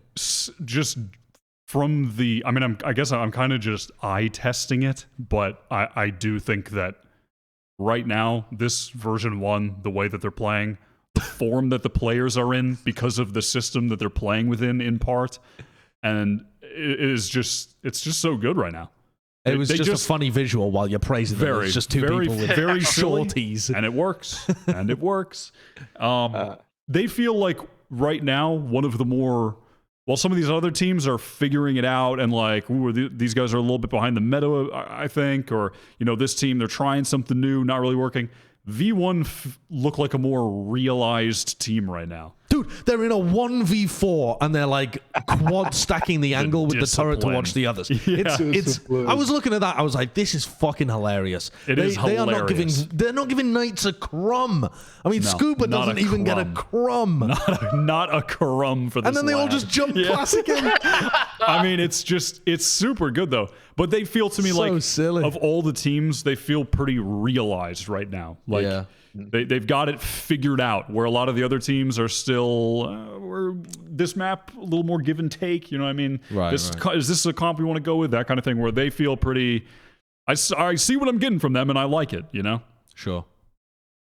I think that they could easily go undefeated in this group, and I think it's the harder group. Because everything you just said, Wyatt, but I hate to say discipline again, but dude, they literally feel to me like the stuff that Penny does on attack side. I have never seen a Jett and NA do. Like it's not like crazy, but he's just stopping sometimes. He's not like going like yay intense and just jumping around the corner because he got a kill. He's just like continuing. He stops. He waits for the utility. There's actually stuff clearly in the mind for them where there's this step. They're clearing every single corner type of thing. It's so nice, and I haven't seen a team do that sort of thing here. I'm scared. My only concern is that they haven't really played against one of the best, like the top teams, like a Cloud9, like a Sentinels, where they will get forced out of their comfort zone, you know. But if I see that, then I'm gonna call them that they're the best team in NA. That's what I'm gonna say. Yeah. I think currently, to me, they look like they have the best attack halves, and I'm just waiting for them to play against one of those top teams. But even the top teams, I mean, that would be an Optic or a Sentinels, and both of those guys are, or a Rise, but all three of those teams have had problems within the recent weeks. I mean, Sentinels look shaky in the NRG game, Rise looked flat in the open qualifier, and Optic just lost to Rise. There's no obvious, like, king that you have to take down to be crowned in North America. There is nobody to... if you're trying to get into prison and beat up the biggest guy in there so that you take the title, there's no obvious threat. You just have to kind of beat everybody in front of you, and we see how it works out as the weeks go on. So it's really interesting currently. So you're taking the title of the biggest person by beating them up? So you grow physically larger? On beating You're the toughest guy, okay? The toughest person in prison. Let's say that. It's just like, oh God, it's just another, it's just so good. Like the utility used there in the retake, they're all in the perfect angles. It's all used at the right time. Knight forces them into the angle for Penny. Wall goes up. It's just... There's not, they're not giving the Knights, they're destroying the Knights and not giving them a fucking crumb on any of those rounds. Yeah. Oh, this is a cool round. This is a round where this is an example perfectly of what I'm talking about with Penny and everybody else, really. The way that they take this B site. He dashes, clears close right. That's something that, yeah, sometimes you're going to take that step. But then there's even more, right? And he waits for the shock darts or whatever lands on stairs. And then he updrafts. Watch when he goes to the wide. He updrafts here, bonks his head so that it seems like you look at the guy, the Killjoy. He's looking up in the sky. These are the types of things that okay, maybe not no other team is doing, but it's part of the strat. Like it's literally part of the strat. And it's fully fleshed out. I haven't seen a team in NA do this ever. Yeah, I think there is one, like we're gonna talk about them later. I do think Na'Vi is doing some interesting shit like that, but like for the most part, no one else in NA is doing that. That is for sure true. Yeah, it's like one set strat per team in NA. Like that's what I feel like sometimes. You know? Yeah, no, I do. I know what you mean. When I was watching version 1, it reminded me, I mean, it sounds like horrendous hyperbole, but it reminded me of Gambit. It did. Just the way that they play around Defo and set him up, and then the rest of the team is so good at being able to capitalize on that space, and they have the little intricacies to their play. Gambit are more often going to be doing that on the defensive side, but their attacking rounds are still massively structured. But yeah, I don't want to say that all of the players are as good as the Gambit players, or version 1 are going to be the next best team in the world. I'm not claiming that, but the style and their approach to the game is really methodical, and I love it. Let's get into some group predictions, though. The week 2 games. So I don't know what the hell the week 2 games are, and I don't know how we're doing this one. But do we want to shout out? Should we have Kurt run it? He's got the. I think we're just going to pull up the VLR page because you can click show matches on both, and you can just see all the matches for all the days. Yeah, so you can hit the zoom and then the show matches. I didn't know this was a thing. We've got the technology, and then the 18th, 19th, 20th games are this weekend. Moly. I looked for this for so long because I was trying to find match pages for stats. Nice. I couldn't find them, and then I like this. Okay, let's focus on the group on the left to begin with. Then, so EG-LG. This is the opening game for this weekend in Group B. I know that you were talking about EG being. I'm going with EG. Being good. Yeah. I mean, I'm going with EG as well because I had the take that LG looked like the weakest team in the group, and I wasn't shoved too far away from that after their game this week. Really want to see more out of LG. I really think they I don't know. Sometimes you can put together a good roster on paper, but you don't know how the dynamic is actually working with the team between the players and stuff, because I feel like they did put together a good roster, and I swear there's got to be something more here, man, please. But also, I think EG are going to win because EG look like the better team. If they keep putting Mata on Sentinel, then I have no hope for them. He needs to play Raze or some sort of flex, something like that. I'm excited for this match specifically because I'm a Dre fan, and I know Dre doesn't like the revenge story type of things, and I know it's not a revenge story, but playing against his former team is very fun. And I don't care. I will talk about it because it's fun. It's always the Dre revenge narrative. Guys, I'm not in it for the cringe revenge narrative or whatever he tweeted at one time about 100 Thieves 2 years ago. And it's coming back. Yeah. So I take EG as well. Okay. Yeah, I'll definitely take EG. So. Wow. Poor LD. I don't think the game is going to be as one-sided as perhaps we're making it feel like, though, in terms of all 4 of us going EG's way. You think it's going to be a blowout? The best... The reason I feel really strongly about EG, I guess, is because the best I've seen from EG so far is a lot better, I think, than the best I've seen from LG so far. Yeah. I just think that LG have more room to, not saying they have more room to grow than EG. LG, in a vacuum, I think could be a lot better and have more room to grow. But from what I've seen so far, EG's good play is just better than LG's good play. Yeah. If that makes sense. Sure. No, I get it. The peak is higher than the peak. What's the next game then? What we got? Ooh, XSET C9. That's a fucking slapper. Banger. That is a banger. Banger. I mean, just some of the storylines around this. You've got Cryo playing against Leaf. That's going to be incredible. Just Cryo and Zekken against Leaf and Zeppa is enough for me. Make it a 2v2. I don't need the other guys. But I mean, Def playing against Vanity as well. Vanity always seems to find himself against the English IGLs. Always battling against English IGLs. Taking on Eccles, taking on Soulcast, taking on Boaster, taking on Got Def. the spirit of George Washington in him. Respect. He is just battling the English at every opportunity. And this is going to be another one. I'm pretty sure he doesn't even think that English people are real. So No, I mean, he frequently tweets about how his Twitter is not a safe space for British people. Damn, that's a tough one, but I'm going to go with Cloud9. Is it tough if I just immediately know that I'm going with Cloud9, actually? I mean, it sounds like you just paid lip service to it. You just did oh, this is going to be so hard, guys. Dude, oh, Cloud9. I'm at such a fork in the road. Which team do I go? What do you think, Balla? I think Cloud9. I feel like it's hard for me to say that actually because I like how XSET is playing a lot, and I also think that map pool wise is going to be really interesting. But I'm not convinced on some of the things that I know we're going to see Breeze, and I'm pretty sure we're going to see Bind here as well. And I'm not convinced on either of those against a good team yet, especially Bind. I know Cryo went crazy this week against EG, but it's just double duelists. It's not that. It's double duelist Asher Viper. It's not that good, in my opinion. Yeah, it is Cryo's playground. He loves going nuts there. I mean, that was the map where he stomped the guard as well, right? He just ran over them in the qualification game. I'm just so interested to see what his ceiling looks like. Does Cryo actually roll over Leaf and Zephyr? Surely not, right? Like Cryo can't just barrel through those guys too. Clueless. Just surely. Yep. That's a good social media clip for XSET later when they're trying to farm clout. Yeah.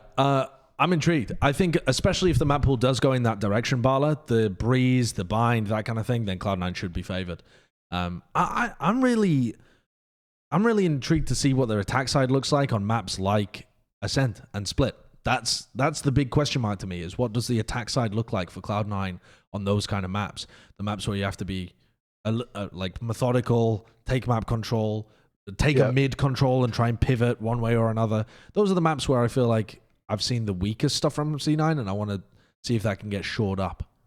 The other thing with XSET is that I haven't like found something that I just, there's not one aspect of the game that I'm just like, holy fuck, they're so good. Like with version 1, you know, with the attack side, their discipline, whatever. Like there's not that with XSET.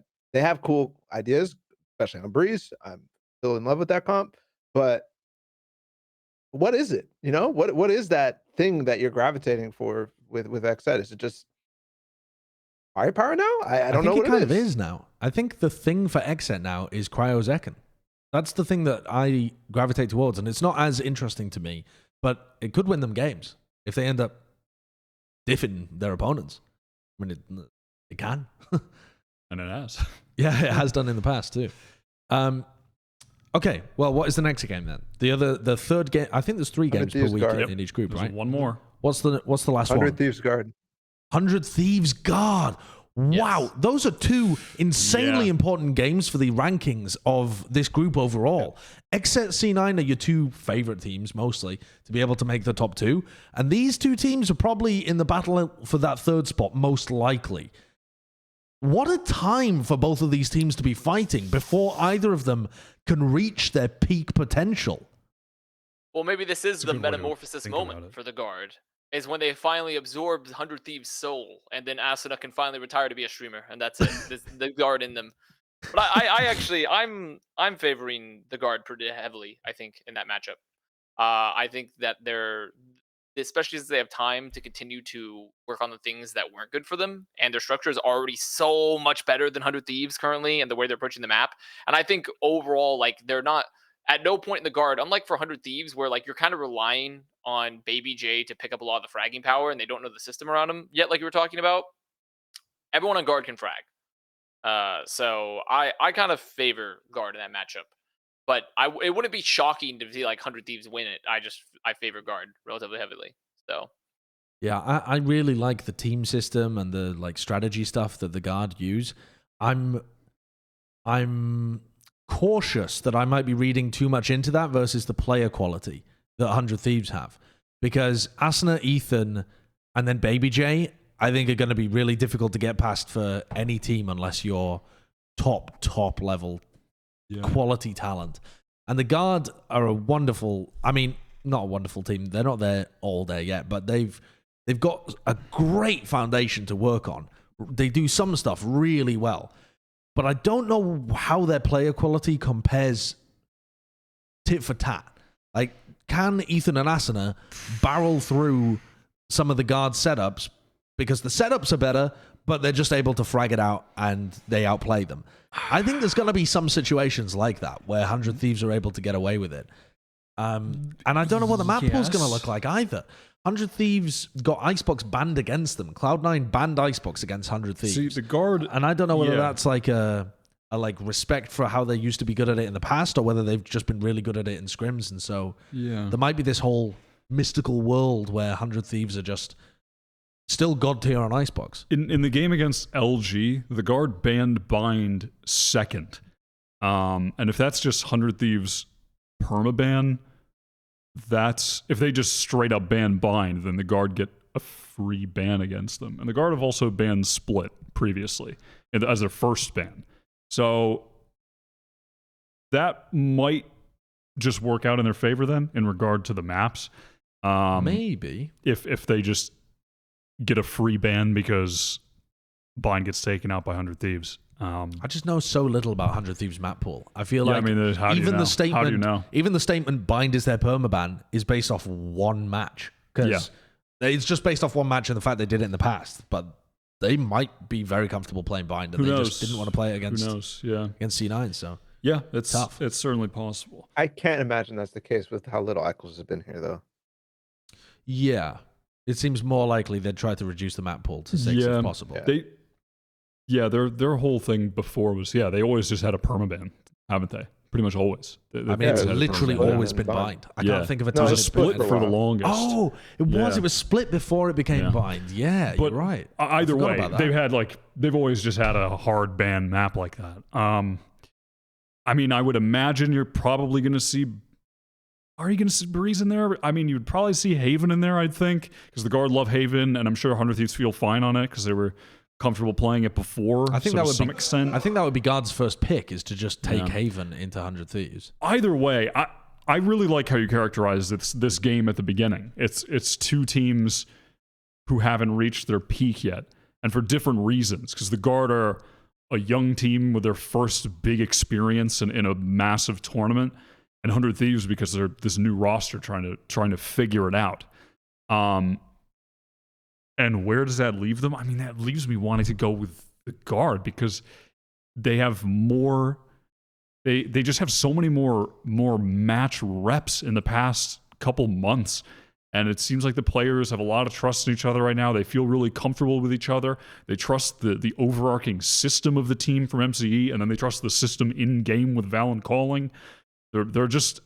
I think they have so much more faith in the structure right now, whereas the structure of 100 Thieves has to be not necessarily in question from the players, but it's more of a matter of does the structure exist yet? Yeah, it hasn't been built particularly. You know, they still need more match time and server time to actually build the structure out, which makes me want to go with the Guard. And I also I feel like on the player to player, there are going to be rounds where Ethan and Austin can diff any team in the world, I think. Because they're that caliber of players.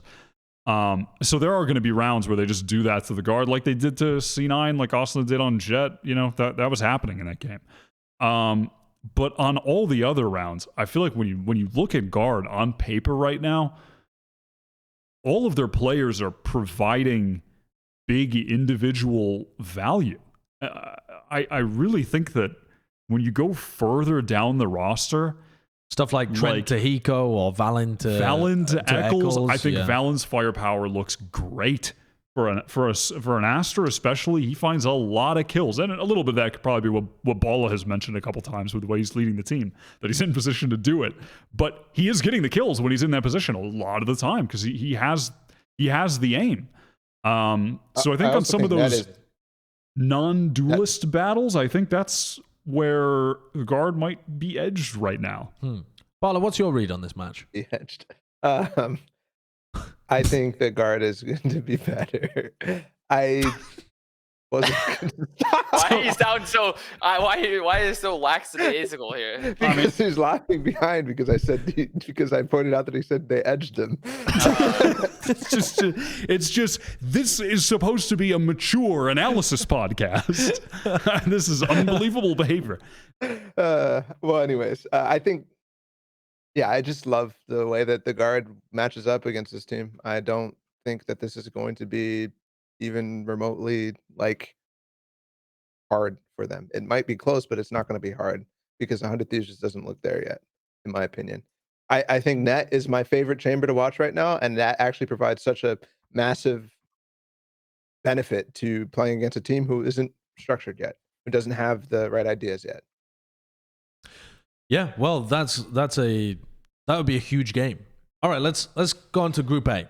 Let's have a look at Group A. Do some slightly faster predictions if they're not as fatty games, because those ones were some the beefy juicers. games in Group B. There's only V1 Rise, I think, in Group B. That's Okay, good. so Knight Sentinels. I mean, I mean, Sentinels are just gonna heckin' diff them.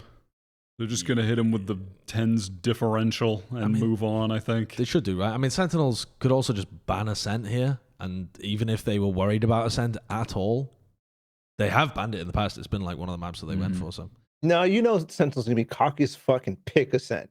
and then lose. Yep. That's legit something that could happen. Yeah, potentially. I don't see Sentinels losing this game though. I feel like Sentinels were, close against NRG, but I consider NRG to be a much more dangerous team than Knights. yeah, I Yeah. agree. 100%. cool. I mean, Let's- this is just going to be a player differential, I think. Yeah. Let's take a look at the next game then. 400. So the next match is Rise version 1. Now, I would not have said that was going to be a close game. It wasn't a close game when they qualified, right? Version 1 ran over Rise. Yeah, they did. They 2-0, absolutely 13-4, plowed 13-5 them. or something. Yeah, what was it? 13? I think it was 13-4, 13-5. 13-4, like 13-5. Yeah, it was something like that. It was absolute dominance. Can Rise get it together in time after their Optic win to be able to make this different? Can they actually flip it enough to put it back in their favor? Can Rise win this game, or is it just a matter of looking better and making it close? I really like Rise, but I don't think they beat version 1. They simply don't look polished enough to me right now. They just don't. They have too many mistakes still, and sometimes they're like aggressive to the point of just kind of feeding occasionally. Not often, but it does happen. And I feel version 1 just look way better. So I think this is like where Rise, like you said, Josh, should be looking to make it close to show that they can potentially get like second in the group, or like if they have a really, really good group stage. So I think that Rise are good enough. I think Rise should be able to make this a close game this time, but I got to give it to V1. V1 might just be in the flow state right now. Yeah, that definitely could be like a honeymoon type of thing where they just everything is starting to work for them. But this is a rematch, so I give Rise a little bit more credit, and with the better form that they showed against Optic, yeah, I think it'll be a lot closer than the open qualifier. But I still think version 1 should 2-0 Rise. If version 1 end up coming out here and winning 2-0, let's say it's 13-8, 13-9, where it's not incredibly close, but it's like a decent showing. What the hell are we going to think of Rise at the end of this? They've had like a really rough open qualifier stage. Shanks and Neptune pop off and they manage to beat Optic. And then if they get battered in this one again, I'm just going to end up thinking, I feel, like they just live or die by whether or not they get a good start and get their flow going and actually have, I don't know, that like juice from Shanks and Neptune. I feel like this is where my brain's going, even with the Optic game. Was like they got off on a good foot early. They believed they could win. Their players started hitting their shots, and it continued to be successful from there. I'm yet to see them kind of dig themselves out of a hole so far. That's what I'm waiting for, kind of. I'm waiting for them to be like down a bit and have like, come back via the good team play or something like that. I remember thinking that they did it in a way, if they have a good showing here, even if they lose, but they look really good still. Yeah, maybe. That might be they're digging it out of the hole. And it might just be that they had to break through that psychological barrier that was harming them when they came into the first qualifier. Yeah. They're the underdogs here. I mean, maybe that'll make a mental difference for them too. Okay, let's take a look at the final game then. Yeah, we already played it. V1. Everyone was on board with V1 for that one. Sentinels V1, and then we've got Optic NRG. Is it upset season? Is it upset season? Does Optic go 0-2 to begin here? Yo, NRG gonna get revenge on Jett for dipping and going to Optic? Damn. Stop with the cringe revenge narratives, bro. It's the revenge week. What's the chance here of an actual upset for NRG? They looked close against Sentinels, and I'm not convinced Sen looked that much weaker than Optic. I'm not that convinced. I think Optic were a bit more experimental. Is this the Bren prophecy? I'm not. Listen, Is it the Bren and Hook prophecy? If I was channeling the spirit of Bren right now, yeah, I'm calling this one the upset of the week for sure. I mean, that depends on though. I feel like a lot of people would be calling Guard an upset over 100 Thieves, and I feel like that has some real legs to stand on. Stupid. Good point. Okay, yeah, great point from Balla. Excellently refuted. Yeah, if I was channeling the spirit of Brennan Hook, the Oracle, this is the game that I would be going for. I think Optic looks shaky enough in their game against Rise that NRG could do it against them here. You know what's funny about Bren's predictions is they're always partially right. Like he always gets so close, like the LCQ shit where he's like 100 dudes are gonna bomb out. If you, it's because Bren is like a R.L. Stein's Goosebump story where he makes a prediction and there's some sort of horrid curse that accompanies it, where it's like, oh shit, we didn't expect that. It's a very monkey paw situation every time that Bren makes the pred. What did you just say? The monkey's paw. I can see where Avast was taking that. Like he makes a prediction and it comes true, just not how he said. That kind of thing. Yeah. That being said, though, I'm going to believe in the Brendan prophecy, I think. I'm going to go with NRG. You're actually going to pred NRG here? I think so. Wow. Yeah. Based on what I had witnessed, I will do it. I will pred NRG. I think this is really hard because I really felt like I didn't think Optic, like on an individual level, I don't think any of them looked bad, other than Ye on Chamber. I don't think it even looked like bad. Like Crashy still looked great. Victor looked really good. Honestly, I thought FNS looked pretty good still. Like I liked overall them individually. I felt like they still had like solid cohesion and some good micro plays, but they do seem behind on the meta comparatively to NRG a little bit. They do seem a little bit behind on the meta. So I think I'm still gonna give it to Optic. I'll still give it to Optic. Yeah, I'm not there with Brennan Hook. I told you the Brennan Hook Oracle pick is NRG, but the Sideshow pick is still Optic Gaming. Okay. I'm still going for these guys until they end up bombing. Losing to NRG. Yeah, my feel was just until they lose, and then I'll say I believed in NRG the entire time. No, I just feel like that Optic game against Rise, there was so much shit that Optic can tighten up because it was new. I feel like Optic, even if they went and just played their old stuff, just basic default stuff, should still be favored to beat NRG. In a similar way to how Sentinels still won on Haven, even though they're doing all of their old shit, and it was really close. I feel like Optic could still edge out NRG just by doing their normal stuff. So it doesn't worry me too much that Optic looked a bit shaky with the newer things. If they realize they need to get the W, I think they'll be fine. If only they realized they needed to win. That would have helped them. Well, if it's a group stage with 5 weeks, you actually don't need to be going hard in the paint every fucking week. Just being actually dumbass. Don't mind me.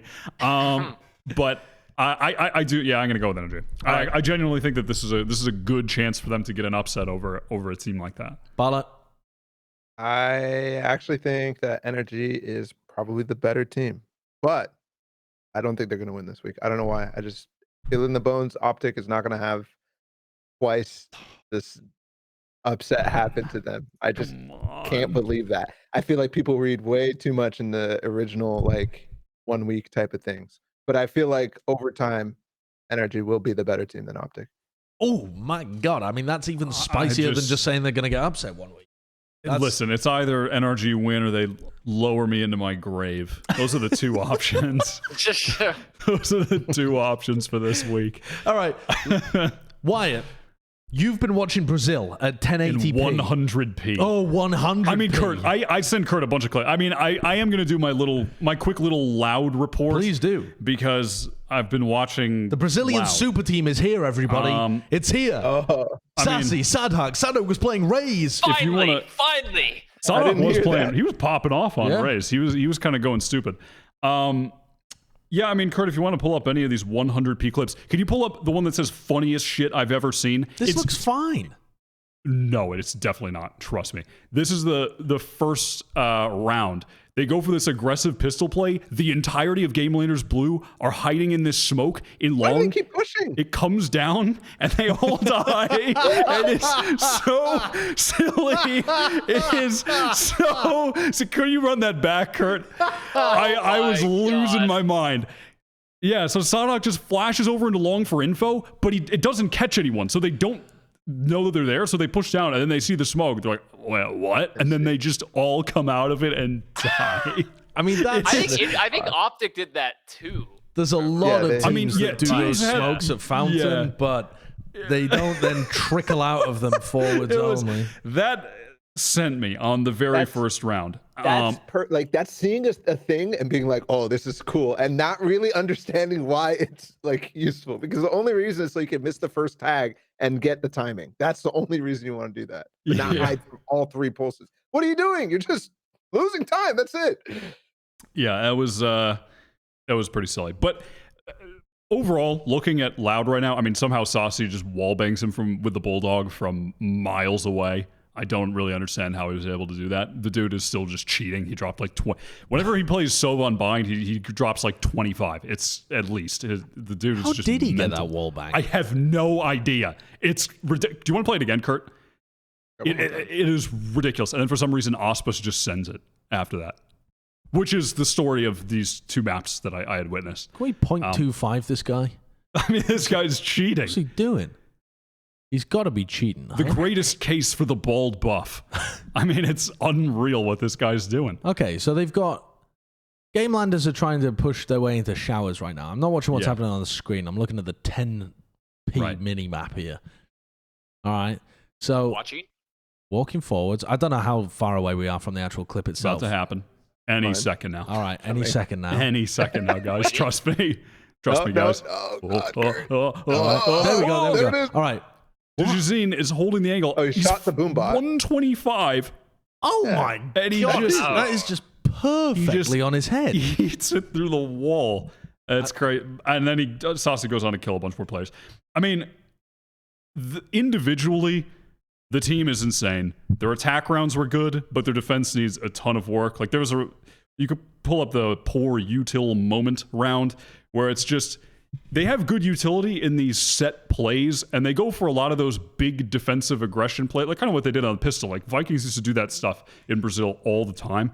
But there are moments like this where like Auspus pushes into shower at the very beginning, and there's no recon that comes through, and then Saucy is just holding the recon, and then Pancata decides to just go for a play in the smoke, and they trade it out into a 3v2. Saucy still has the recon, but then they send it through with the Seekers too early. No one is able to push off this recon, and then they eventually just push through the wall without any of the util and lose a pretty tragic situation in this 3v2. But there were just rounds like this where people were just going for individual plays all over the place, and in a lot of the situations they were just dunking on them because their roster's stacked. But if they tighten up the coordination and the utility and some of the like flowing moments like that, where Auspus is like, I want to push into shower, well, rather than him just pushing it off the suck, like if Saucy also sent in a recon there, they probably would have gotten a kill at the very beginning. And then, I mean, there are just rounds like this too, where they're just on an eco and they have 5 sheriffs, and they just completely stomp them because, again, these players are pretty nasty. Like, they'd push through and Pancata just hits a nice little 1-2 and just destroys them. This roster is stacked. It's really a matter to me of them ironing out the team play and the utility decisions on the fly. But it looks like the pieces are there, and they have good, bigger ideas, and I like some of the comps that they're running, and it was cool to see Sadhak playing really well on Raze. I think that it's definitely a sick roster. I mean, this is a great moment from Ospas. They had been taking shower control with Sodhawk's dog constantly. He also just kept delaying the dog and trolling them and then getting it through. And then game laners go for the shower crunch and Ospas just ruins them.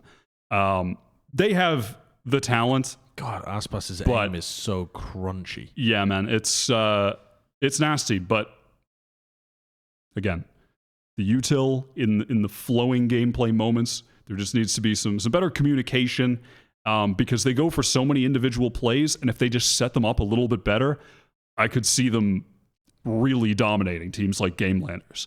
But they just beat them convincingly with the way that they're playing right now.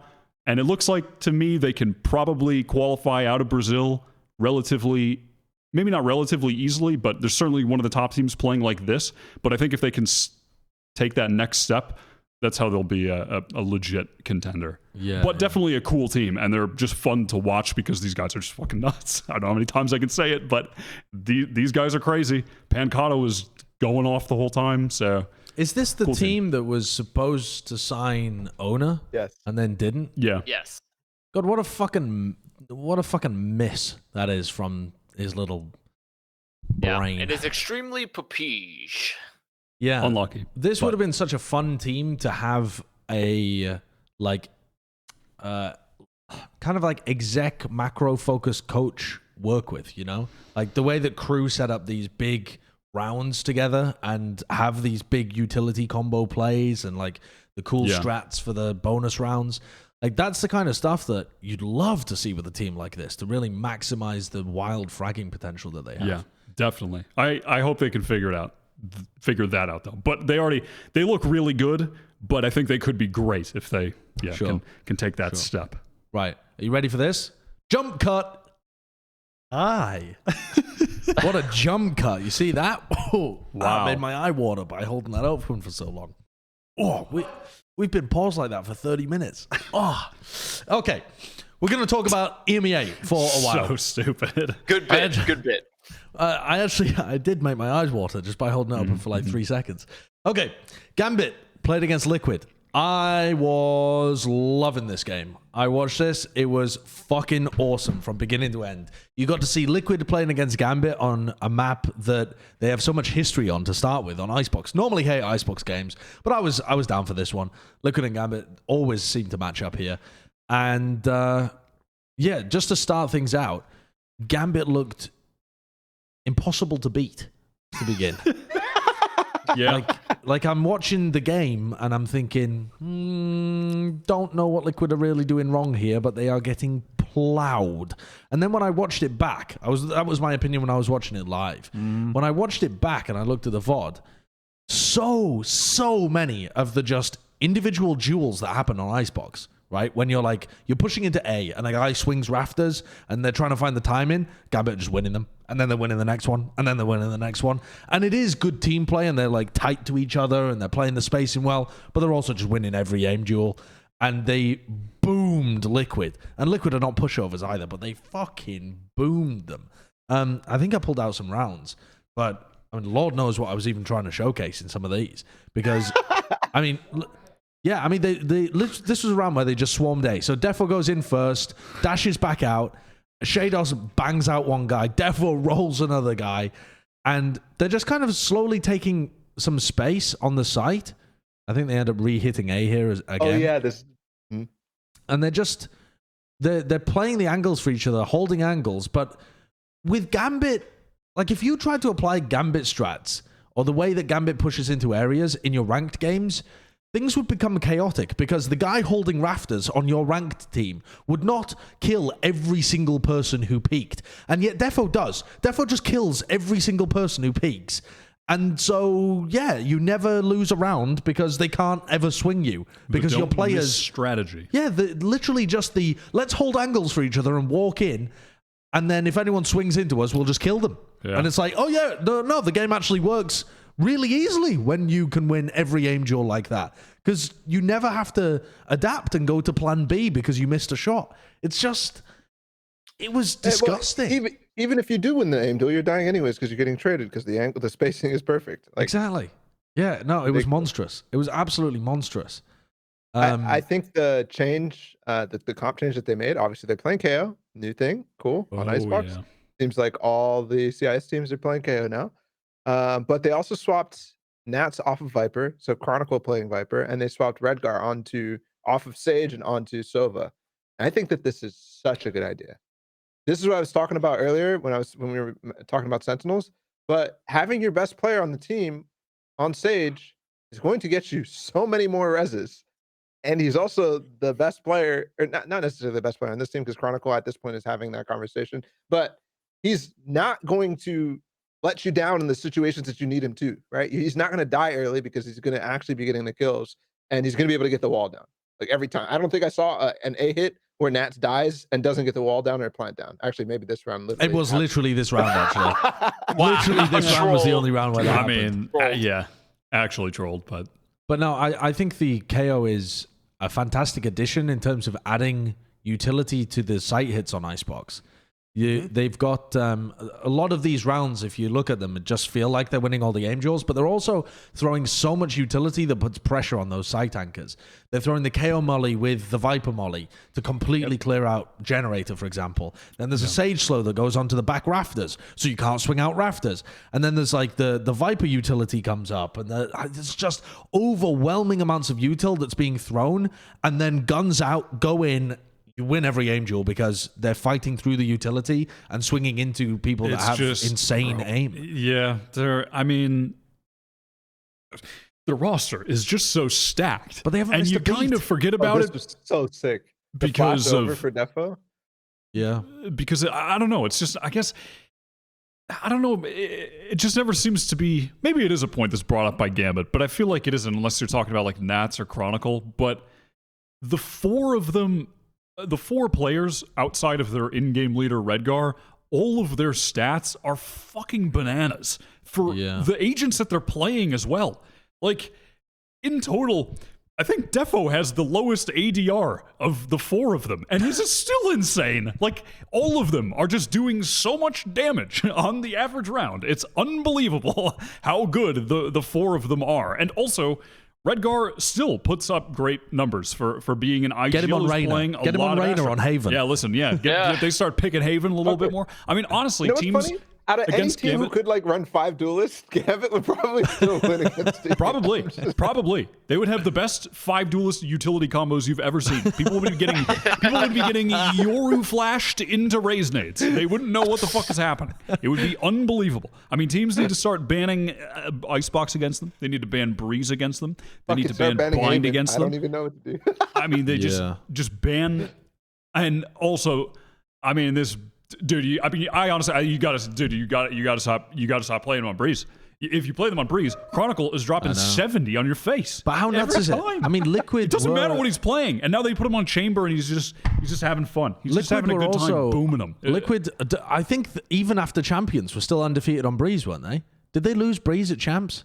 I can't remember. No. They didn't lose. No. They didn't lose it against Sentinel, and they played it against Cloud9 too, and they won that. I mean, I believe I can't remember. All I know is they didn't play it against Liquid. Ascent. No, actually, they didn't because they played Bind. Yeah, I can't exactly remember whether that fact carried into Champions, but they were insane at Breeze, especially the defensive sides for Liquid with like this double op setup. Here they pivoted and they changed it around a little bit too. But I highlighted this round because this is such a classic Gambit play. With the 3 players elbow and then 2 players watching double doors, they've done this so many times, and they just hold angles for each other. Chronicle holds anybody peeking from that top area, and then they work 3 out of elbow and start to take angles over here, and you're like, okay, well, what happens if they get pushed from double doors? Well, there was somebody watching that, and then as they pivot away, that becomes the Viper's job, Nats in this instance, and they pivot it into a B hit. They put such an emphasis on mid control in their attacking rounds, more so than I've seen any other team do. Most of the teams do not take deep mid control on their attack by default, but Gambit do that, and it's really powerful for them. And even so, even with how good Gambit's attack half looked to me, Liquid was still holding it down. Liquid still looked really solid, playing this triple initiator defense that I'm not a huge fan of because it sits you more passively in the sites because you don't have that like Jett player to push aggressive down elbow or down mid or something like that. But it wasn't bad. It wasn't hurting them. And then, I mean, you've got this. Okay, look how nuts this round is. So, didn't get talked about too much on the cast, but look how explosive this round is. The Viper wall is only to wall off switch, and then they have a recon dart that's lined up from spawn for top pyramid, and they fucking bust in round 6 from all directions. It's so fucking good, this fast round from Gambit. And then you have Chronicle pushing up halls, and they actually faked this fast round twice more throughout the attack half as well, where one of the times it didn't work, but one of the times it was really successful. If you could play the round 12, Kurt, which is where they faked the A split, they did all the same utility. So they throw that same Viper wall that only covers the A switch, doesn't help with anything else. They throw the same recon dart that lands inside, but they immediately run up mid. And this time too, they hear the Sova drone clearing out through halls because, you know, Liquid are going into their own protocols, and they just run up and kill the Sova. And it's like, they've got like fucking layers on layers, dude. They've got this fast round, and then they know what your response is going to be, and so they've got a fake where they fake the fast round and then punish your response. It's just beautiful, man. It's just gorgeous. It's so good watching Gambit. I love them. Well, you've coomed. I love them. This guy's coomed here. Yeah, I said, I mean, I've never heard you just coom harder than in this moment for this Gambit attack. I love them, but it is they're so good. 100% worth the coom moment. I said it a while ago. It was great.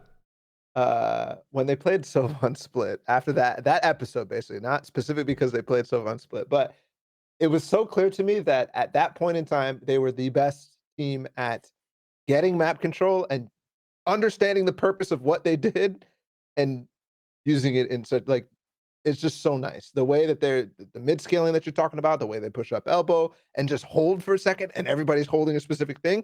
It's the perfect way to not only take space so that your team or the opponent doesn't know what you're doing, but also bait out mistakes from the other team.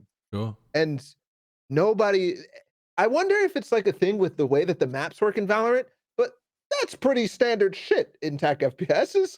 But most teams are just doing like really, really odd ways to do that, where they eventually push in because they're getting antsy or something like that. This is peak in terms of attack sides. That's how real Valorant. Valorant. That's what I'm witnessing. Utility usage? This guy's about to start a cult. He's about to be like out there, just that he's about to pinning stuff on doors like Martin Luther, being like, "This is you guys. You're into reform." But what I thought was fairly impressive here too is this wasn't a blowout really. Like Liquid kept it close the first half. They were in the lead for the first half, wasn't it? Wasn't it like a 7-5 or something? Or was it 6-6? I think it was 7-5. I can't remember. But either way, like Liquid actually did play pretty well. They did have some good rounds, but they went up against the juggernaut. Yeah. I mean, also Chronicle on Chambers. I know. I can't say anymore. Also, I really like this comp switch. It's a great comp. I think that this / the Cloud9 one, like I still think Sky, I think KO is really sick on Breeze, but Sky is still really good too. And either or, but the rest of this comp, I love it. I think this is the comp for Breeze at the moment. I think the thing that when I see Sky in NA, I'm like, oh fucking Christ! Like, but then you watch this game with Gambit, you're like, oh okay, I see. Like, it actually makes sense. They're flashing through things from weird angles so that they could start to watch something else. Like, there's a reason for it. Whereas I just want something else because there's no reason for the Sky players right now. The way that they're playing, they could just play KO and also get the value. Like, what is the point of having that dog if you're not using it in a specific way? Yeah. Outside of just having an extra dog because it's a good ability. You know, that's the type of stuff that I think NA teams are like, oh, it's a good ability, so we should use it, but not. There's a reason for it. Yeah, absolutely. I mean, I'm amazed when I watch Gambit that they didn't win champions. I'm looking at them and I'm like, Ascend beat them because Ascend were literally better and still are better at Bind and are better as well at Split because their Split comp, they just played it absolutely masterfully. one of the things was that Gambit's icebox was shit at Champions, and right off the gate, first match of the challengers, they have a good icebox again. Yeah. So they identify their problems and they solve them in meaningful ways. That's something that you have to give credit to Gambit for. We've been gushing a lot about Gambit. Just final little point on this topic. Was there anything to be worried about for Liquid? Liquid had this like crazy run coming out of LCQ. They made it to the semifinals, right? I think semifinals, Yeah, right? the semis, Of champions. They lose to the eventual final, not just finalists, but overall Champions. winners, the champions, in fact. And then they lose to Gambit here. Is there any cause for concern? Did they still just play fine? I saw a lot of criticism for the triple initiator comp. I didn't think it was that bad personally. I think it's weird, but I didn't think it was atrocious. I think it lacked a bit of that like pushing mid, pushing elbow, like aggressive clearing on defense, but I didn't think it was tragic. That's what I don't think it was terrible, but I hope that we don't get into one of those phases where Liquid get too experimental and then they eventually just go back to what works for them and then they're fine again.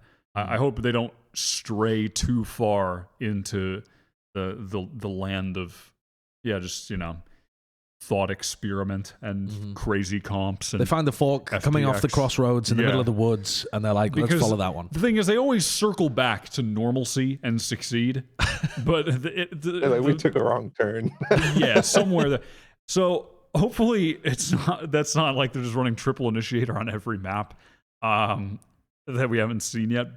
Because I do think that I agree with you. I think that we've seen in Valorant when you try and push one angle of the game too hard, there's pushback from the other side, or rather like the push and pull. Like you have too much in regards to the initiators, the flashes, the utility to take space, and then who's taking it? Who's taking the space, right?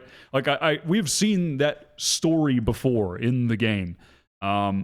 So I do agree with that point that you're making. I hope they just don't stray too far from the path, because I think Liquid have all the pieces to be the top contender, and I'm not worried about them. I just hope that we don't get in fucking La La Land with 100% agree. Crazy calls.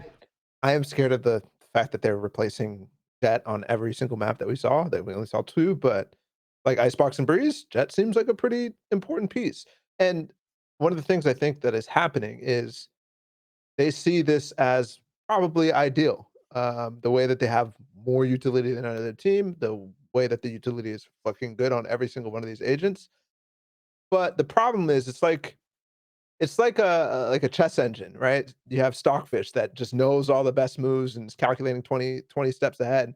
You see that and you're like, okay, that's probably optimal. But the problem is that when you follow that sort of thing, you're losing all of the practicality that the rest of the meta actually gains you, which is Jett, right? Jett is just such a practical agent, and the rest of them without it is not. Like, you have to be accounting for every single thing, and you can't adapt because you don't have flexible agents.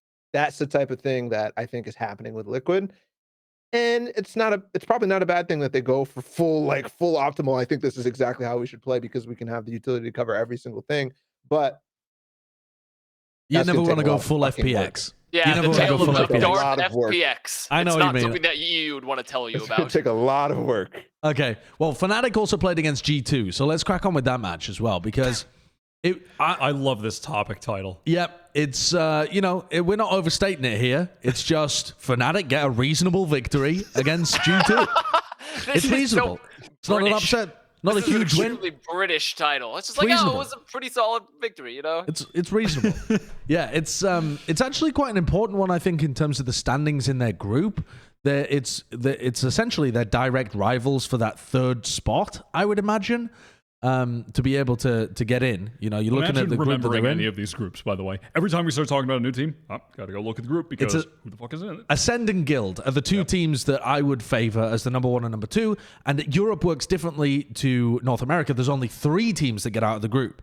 So that's why this game was actually quite important for the standings, I would imagine, because it sounds kind of difficult now for Fnatic to end up going out, because they'd have to be losing to like SMB and BBL, probably something like that. But overall, this game did not impress the shit out of me. It was like, both teams felt like they had some things that they were doing a bit worse. It's just that G2 were particularly sloppy. I don't feel like Fnatic are in god form currently, and that's why they got this win. They were just able to minimize their mistakes against a G2 team that was making more of them. That was the read that I got when watching this. I mean, Yeah. when I see, listen, I know Fnatic are going to play Icebox, but it is just what you said about how with Gambit and Liquid, you were fine watching Icebox because it's those teams. That is just the opposite of how I felt in this game, watching the same comps that I've seen on Icebox for a year again in another game. I was just, okay, and Fnatic still are superior on that map than, 99.9% of the competition. So they get a pretty, relatively easy win on the first map. The defense side remains really powerful. Yeah. I mean, there isn't really a team that's figured out how to crack this comp from Fnatic on Icebox. And again, I mean, that's not to say there's any reason for them to change it. It's still working. It's been working. It's still fine on the map, I guess. I mean, but it's just as as a viewer, I mean, just on the poggers. But yeah, it was still a good first map. Mystic was playing really well. Mystic he was just in good form, seemingly, as he had been for most of last year, as the backbone of the team throughout their ups and downs, I think, for pretty much the whole of 2021. And he had some great maps here again. I like what Fnatic were doing on the third map, though, on their attack when they had the KO. That's when my interest was a bit more peaked. I enjoyed their attack side there, but yeah, overall wasn't blown away. Brave had some good moments. He looked solid. But yeah, as the title says, Reasonable victory. Let's discuss Braver for a little bit, because Balla, I think you were talking about him previously when we kind of heard this, and you guys had seen some of the play from him. You'd gone back and watched a VOD, I think, of OBG, and you were looking at kind of how he'd performed. What were your takeaways from this game? He played Sova for them, then he played Sage here on Split. What are some of your thoughts about the guy now that you've actually seen him within the Fnatic system? Pretty good. I think he played really well for an opening match. There was some moments where I was like, what the fuck? But in general, like, he was solid. He was hitting the utility he needed to. He was comboing very well with people. He was doing shit like this that was crucial to get them a couple rounds with the judge. It wasn't a crazy performance like an Avera start or anything like that, but I think he's a young guy who's still really getting footing in the game as well. So I don't know. I think he was good. He was an upgrade, I think, over Doma for sure. Because he seems I like a think very the thing is promising he player. sits in that role very, very well, and that allows Boaster to do other things more than anything else. Yeah, I'm concerned about that personally. I think it's a weird decision to have Boaster move into the flex role. He was playing KO on most of the maps. I mean, he played Sage in the first map because it's Icebox. KO on the next, and then he plays KO in the next two. And the role that he now fills on the team is flex player, which is weird for. I mean, probably your player with the least fragging on the team. Maybe that's unfair to Boaster, especially if he plays more of this role. Maybe he'll, find more of that ability within himself. But certainly in his former role, playing the Astra, playing the Sova, he was the least fragging player on the team. And you've put him into that role. I noticed him playing very supportively with the KO on Split. He's not the NA Zepper or whatever who's going to, like pop flash around the corner, swing, spray down three. He was definitely finding kills and doing a pretty decent job of it across the first couple of maps, but he's playing much more of that supportive element from the flex role. I just wonder who else on the team is going to be stepping up and filling that. Yeah, I think Brave can. I personally was impressed with Magnum this week, but yeah, it's a weird question. My thing though is that it's good because I did not like him playing primary controller because he's specifically a player that will go for opportunities because there's a gap or something that he sees, and oftentimes he doesn't have the skill to be able to actually make those opportunities work, and that costs them rounds consistently, all the way back to Reykjavik. That's been a problem for Boaster. Yeah. When he plays primary controller. Is that not more of a problem if he has more opportunities to go for those timings while playing flex? You know, like if he has, he's playing flex, so he should have more chances to go and make the play, to make something happen in the round. It's less impactful if he fails, is my point. Right. So you're this very interesting. I mean, I agree with your argument, Balla. It's just very funny the way you put it, because it's like, okay, well, this way Boaster can do the least amount of damage to Fnatic once he's off controller. But yeah, it is an actual logical argument. I did think Brave was a pretty solid addition to this team too. He looked like very, very good, and I think the thing is he's got a lot of room to grow for this team, and I think everything about them, they look good. They look good. There's nothing crazy. It's nothing crazy. They kind of remind me of like the Sentinels right now, where I'm just looking at them like, yeah, they're pretty good. Am I excited? I don't think so. I think I just know what I'm getting though. I know I'm good when I'm pulling up to the lunch line. I'm always the Fnatic give me a nice warm hot meal, and it's gonna be fine. Yeah, I can love Durka. I think G2 look like poo poo currently, and I'm not that impressed with Fnatic for beating them in this manner. I think. How many spots does EMEA get for this first Masters? Is it 3? 3? I think it's 3. They had 4 champions because they won Masters Berlin, but they have 3 by default. Is it 2? I thought it was 3. I thought it was 3 because now Brazil plus LATAM have a total of like 4, it's 3. Right? Well, listen, it doesn't matter if it's 2 or it's 3. Fnatic are on the outside looking in my opinion. Yeah. But I mean, there's Ascend, there's Gambit, there's Liquid. Fnatic. Navi? I think Navi looks pretty good too. I think there's other teams that would be no, fuck no. Fuck no. What? Fuck no. There would be other teams ahead of Fnatic right now for any of the spots that they're looking to get. So I think it's another one of those situations where they've got some serious work to do to get them into a position where they're actually going to be playing major tournaments in 2022. I think they're behind their competition. Yeah, I think that's reasonable. But more importantly, can we check in on the momentum status?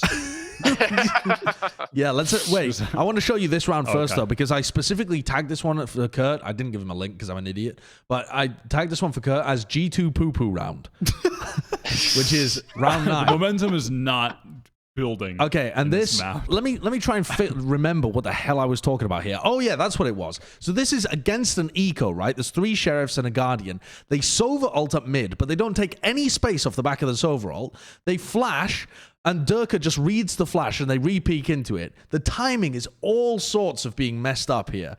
This second player doesn't try to swing after the op shot or anything like that. They're just kind of sat there, hoodies sat around in mid. And then what happens after this? There was something. Oh, yeah. And then Hoodie takes the drone and gets wall banged by Braveaf, who's just got the Guardian, so he's got high pen and can actually shoot through the wall. And that entire mid push to put pressure on the market players. You could see the world where, whoever's calling that strat, which I think it was Nookie in this game, you can see the world where he's like, guys, I'm going to Sova ult them in market. You're going to push, take that space, flash, put pressure on them, right? And they're like, yes, boss. And then Sova ult comes out. They wait around. They don't push off it. They flash. They give them the perfect timing to peek and get the kill. And then Hoodie just holds his rifle around and is like, what now, boss? What am I doing? What am I doing?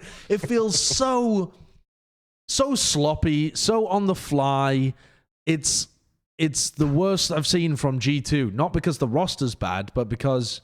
Well, maybe not the worst I've seen from G2. You were in vacation when the Ovid qualifiers happened. Yeah, so exactly. But it's not.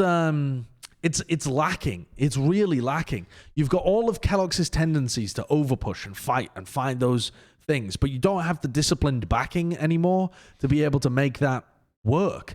It's really missing that system, and that was always a problem with G2, and it's just gone backwards. So, not a fan. No momentum. No momentum. No momentum gathering. Talk to me about the FPX momentum. On the other hand. Oh, no. There's no momentum. You were the one that said you no never momentum? want to talk about FPX again.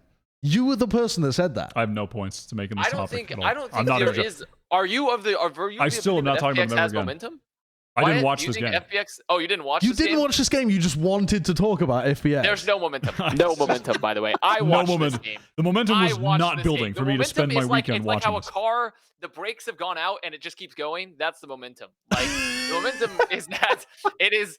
They're really. It's honestly that's a little harsh on them. I feel like that is a little harsh on FPX. But I watched this, and of all the matches I watched, this felt like some of the scrappiest matches. Like there were some good moments here, like they had good reads and like they were having like good timing on things like that.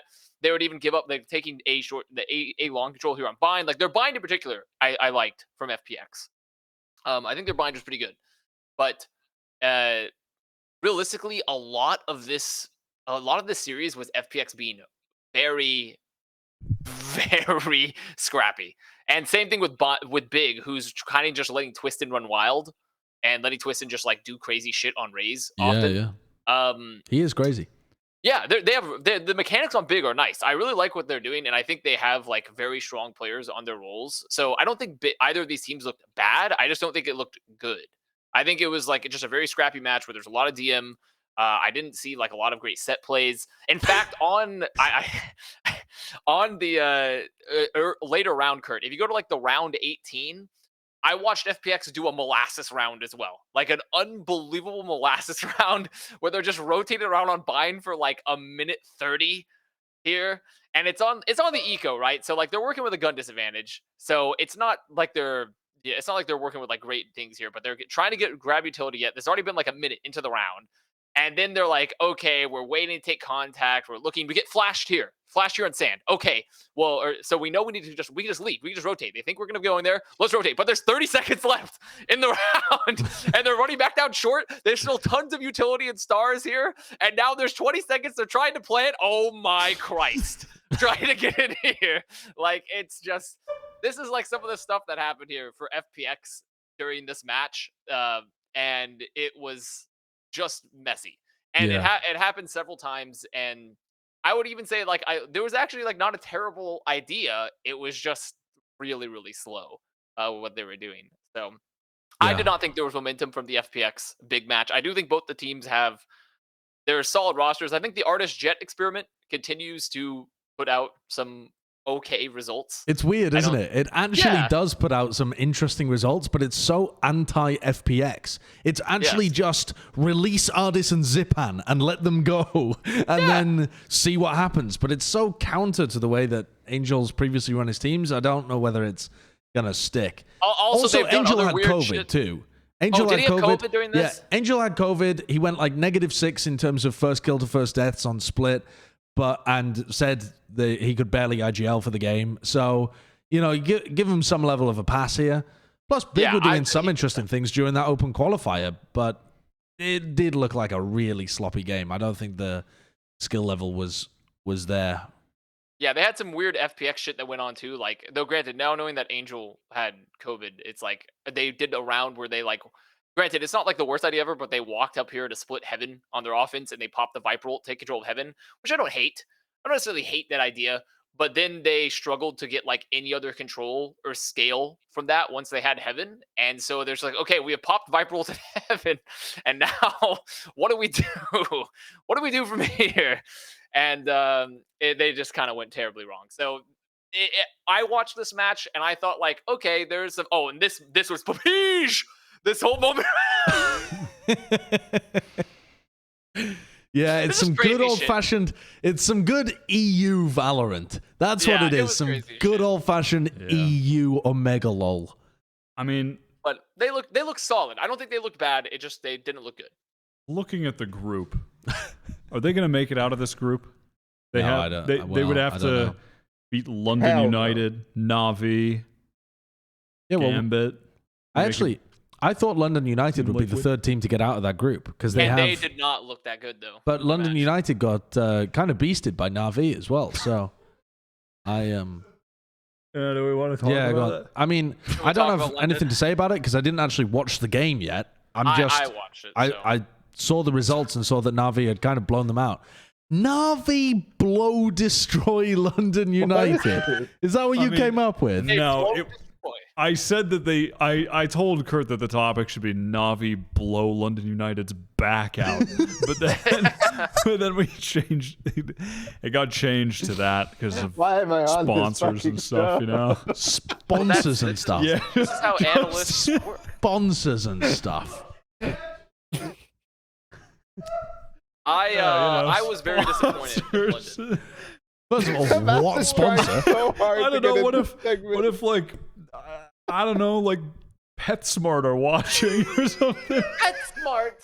or like I don't know, Tropicana. You know, like a family friendly. Why are you picking the most random as fuck sponsors that would never be watching? I'm thinking of family friendly brands. Yeah, If they're yeah. watching, it doesn't. They don't want it. It shouldn't be. Oh, the European recap sponsored by Tropicana and Navi below London United. Yeah, but then also out. when you're thinking about all the sponsors we're alienating, like imagine we could get like some sort of like spinal surgery center and like they're blowing their back out, you know? Like, you know, like there's all sorts of things. Incredible. Okay. This segment not sponsored by PetSmart. Yeah. No, No, this segment's By any absolutely- means. By the sponsored way. by anyone. All right, Connor, talk to me then about Navi, because I thought London United looked fairly decent to try and make it out of this group, but Sadly, giving the them it? Pipo lads, they had a very sad. They did not keep calm. Carry on, you know. They said that's a World War II meme for you guys. So that's I think that for them. love those.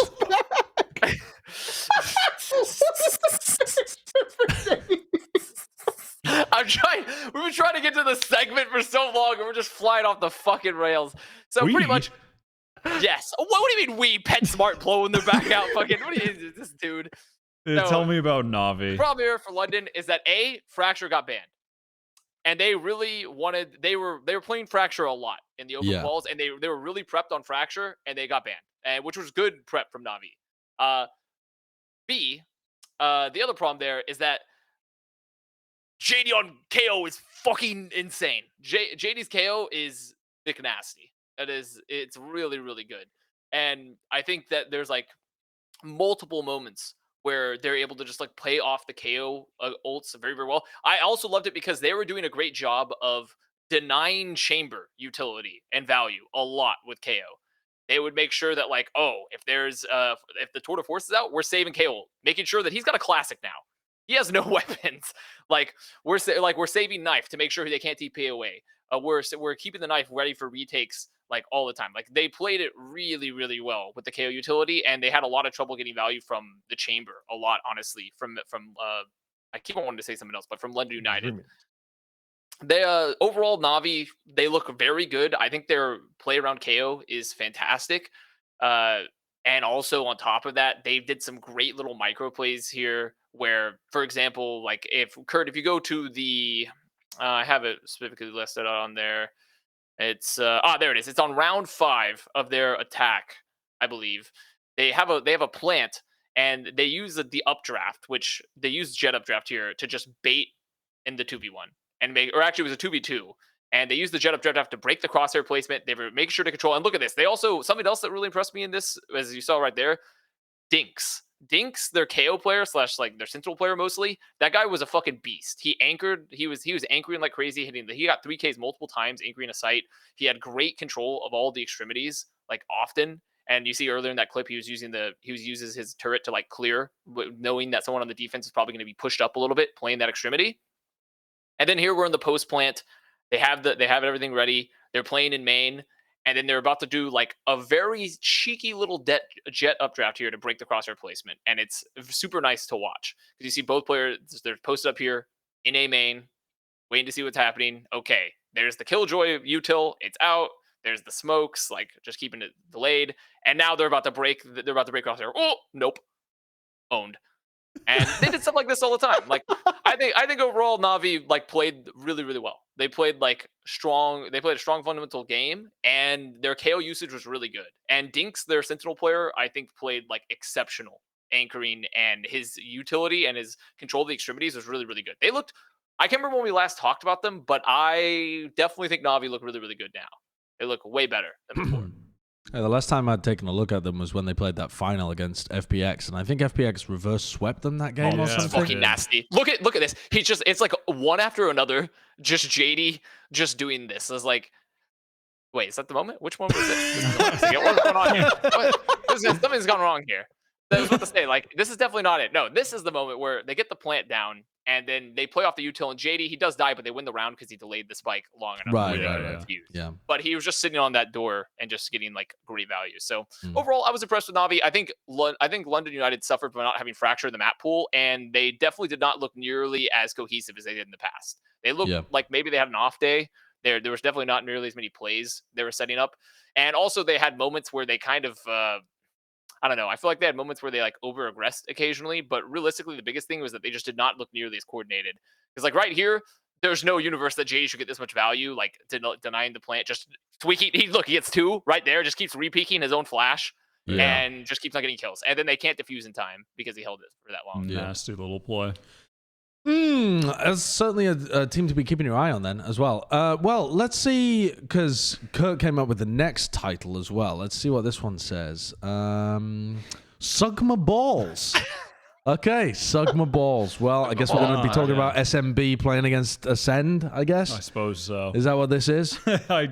Is that what this I would segment imagine is? so. It's one of the only 2 games left. Horrendous. That would make sense to me. All right, well... They did lose to Ascend 0-2. Yeah. And they do be playing Ascend on Bind, though. They do be letting Bind through the map pool against Ascend and hard trolling. I mean, it is just trollery that Ascend get to play this map so much, but...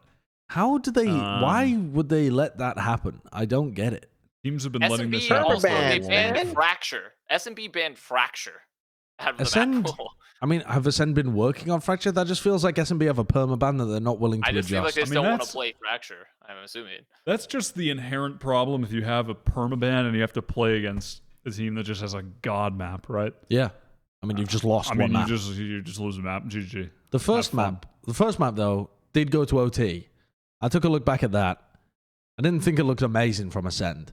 Ascend is normally at the bottom of Ascend's map pool, somewhere towards the bottom anyway. And I don't think they've done too much to fix it up particularly. I mean, when they were going on their Champions run, they had changed a couple of things, right? Starzo plays the Astra here. They had, well, originally they had Bonkall playing the KO, but now it's Zeke playing the KO and Bonkall plays this over. I thought it looked really improv-y, like they hadn't really got any set stuff down.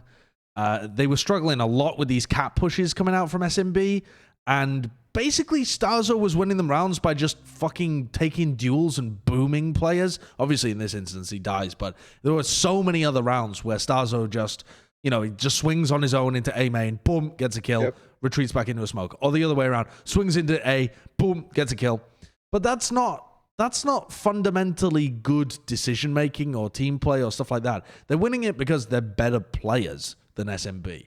But the like game plan for Ascend, I think the comp is all there. They just need to work on what their defensive setups look like, because this is not a strong map for them. Yeah, definitely. I think that's the reason why it was so close, is they kept making hero plays. Or there was like one idea. For example, Zeke will flash out of a smoke or something like that, or flash for his teammate to push through a smoke. There's one of those ideas, and everybody else is left to fend for themselves, type of thing. Yeah, I fully agree. It felt improvisational. It felt that's kind of what Ascend does, though, in a certain sense. But it feels like that improv ends up getting them more ideas that work together at the same time. Yeah, to me, what I love about Ascend is that they start in the maps where they're really fucking good. So like Split and Bind at the moment are the ones that I'm thinking of. Split from Champions. They start the round with a real clear plan of how they're going to dominate map control, and then they pivot from there. The improv happens based on the reaction of their opponent. Whereas this map felt, it's like we're going to try and push CNED out from B main a little bit, and then the rest of the map, the rest of the players don't have a set plan of what they're supposed to be doing in the midst of that. And so there isn't like a clear reaction because they don't force their opponents to do something. There's also situations like this that I thought was lackluster by them, where there's just no awareness of stuff that could happen. Like Glow just walks up mid and tucks himself in the cubby because CNET is so focused on the other side and nobody calls that there could be potential for that. That type of stuff was happening consistently as well. That's not to say that SMB, I was actually impressed with the amount of stuff that, at least on Ascent, the amount of stuff that they added since the last time I watched them. Fantastic. Like there was a couple rounds where, actually the next clip I think Kurt will pull up where they like have this A main set up. Is this the one? No, this isn't OT. I don't know which one it is. Either way, they have this A main setup that catches CNET off guard really well by recalling a smoke. There's so many like little tactics things that SMB added to their game that makes me more see them as a contender in the group than I did before. So when I look at the scoreline, I was like, shit, man, SMB. When I saw them, they were bad, but so Ascend is flopping right now. But in reality, that wasn't what that was at all. Like the scoreline doesn't show what the game outside of what we talked about so far for Ascend. Yeah, I feel like SMB could, in theory, make a third place push if they're able to beat G2, Fnatic. Yep. They're in that group. Yeah, they're in that group. I mean, it's possible. It's definitely possible. I'm not saying it's likely, but I mean, the most likely is Fnatic now that they've beaten G2. But yeah, it's possible.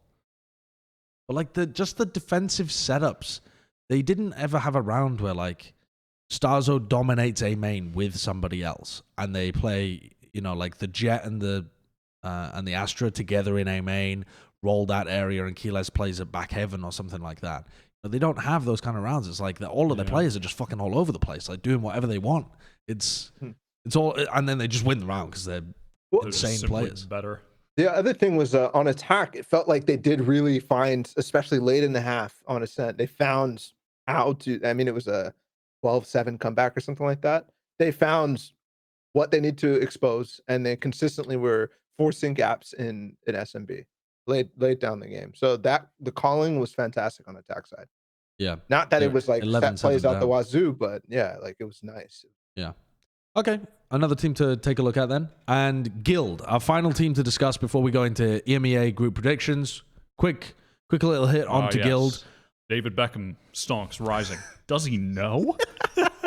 Is he aware? Does he even know how good Trex was for this team? It's outlandish.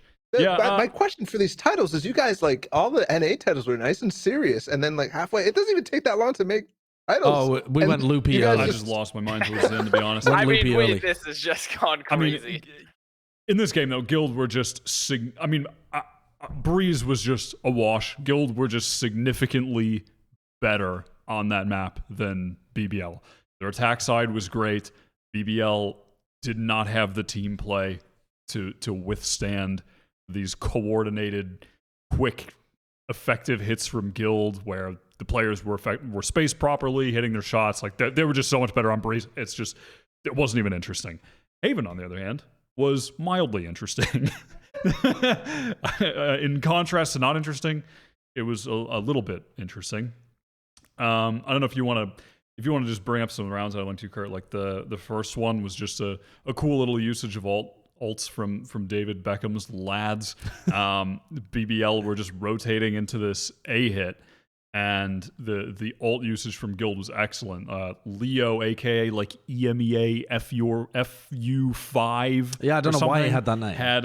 He was playing the chamber on this map as well, and he kept doing this little play where he would go into the cubby and he had the TP on the other side of the wall in B.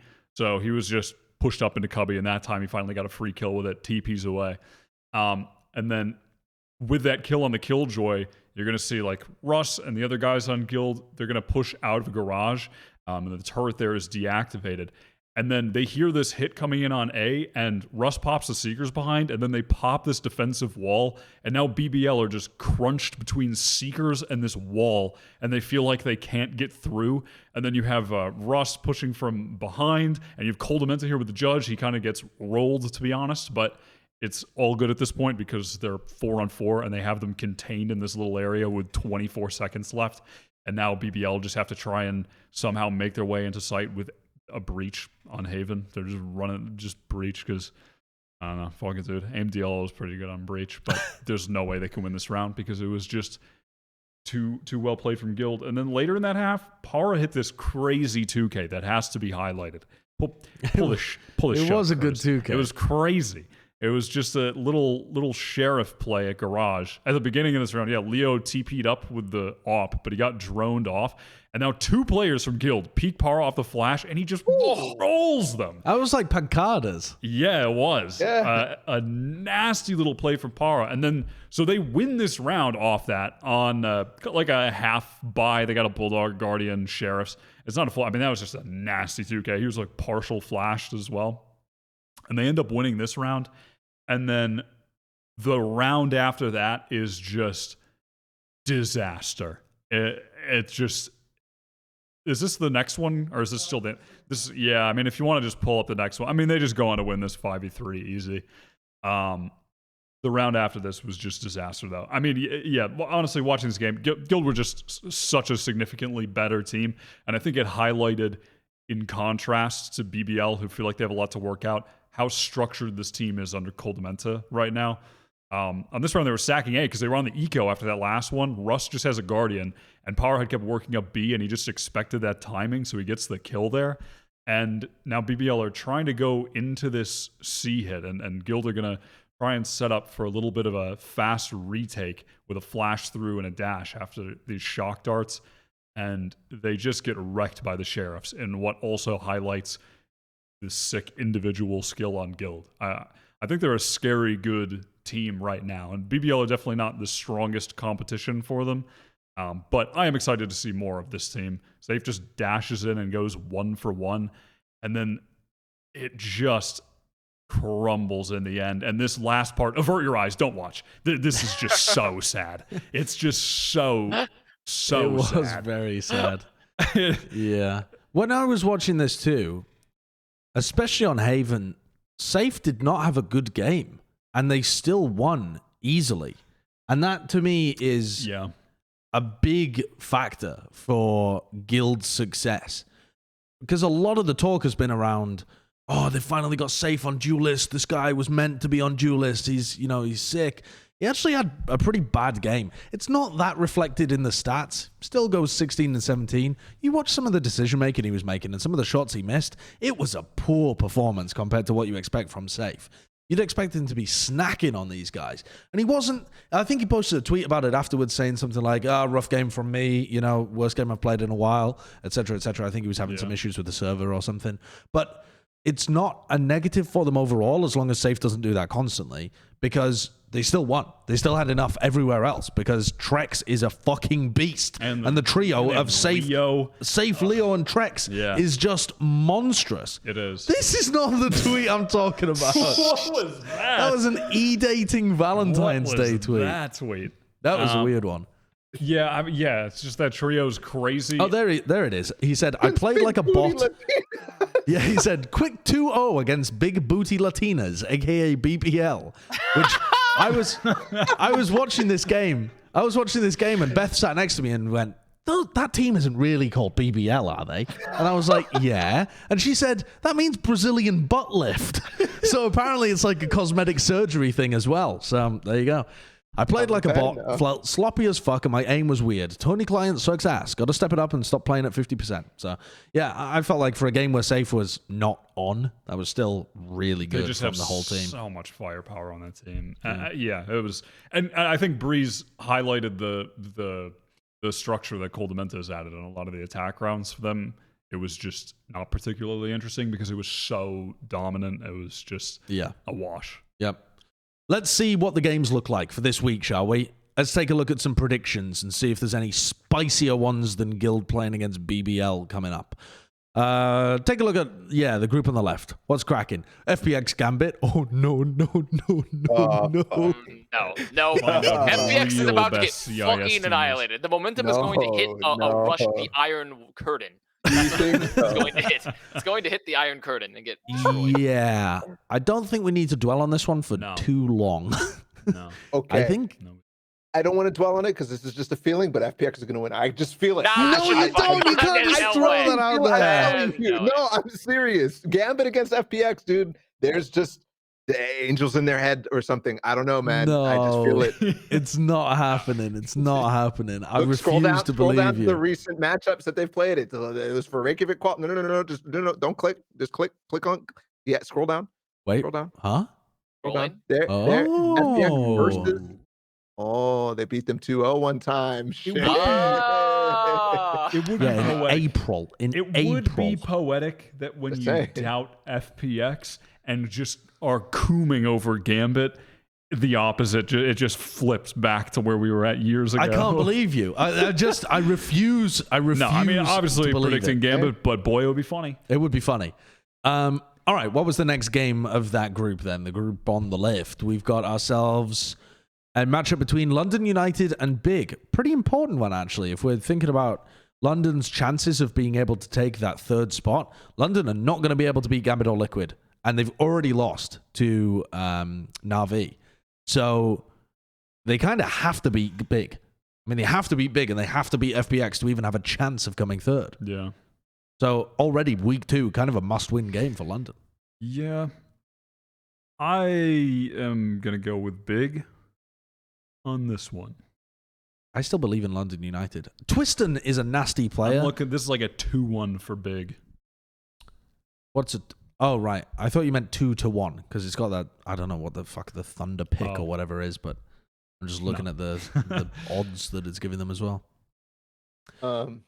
They played the first qualifier. I think it was when Big qualified in the portion before the double elim bracket. They basically knocked London United out, and they did it on maps that I think London was Ascent and then Icebox. And Ascent is the one that impressed me the most from London United, and Big still shit on them.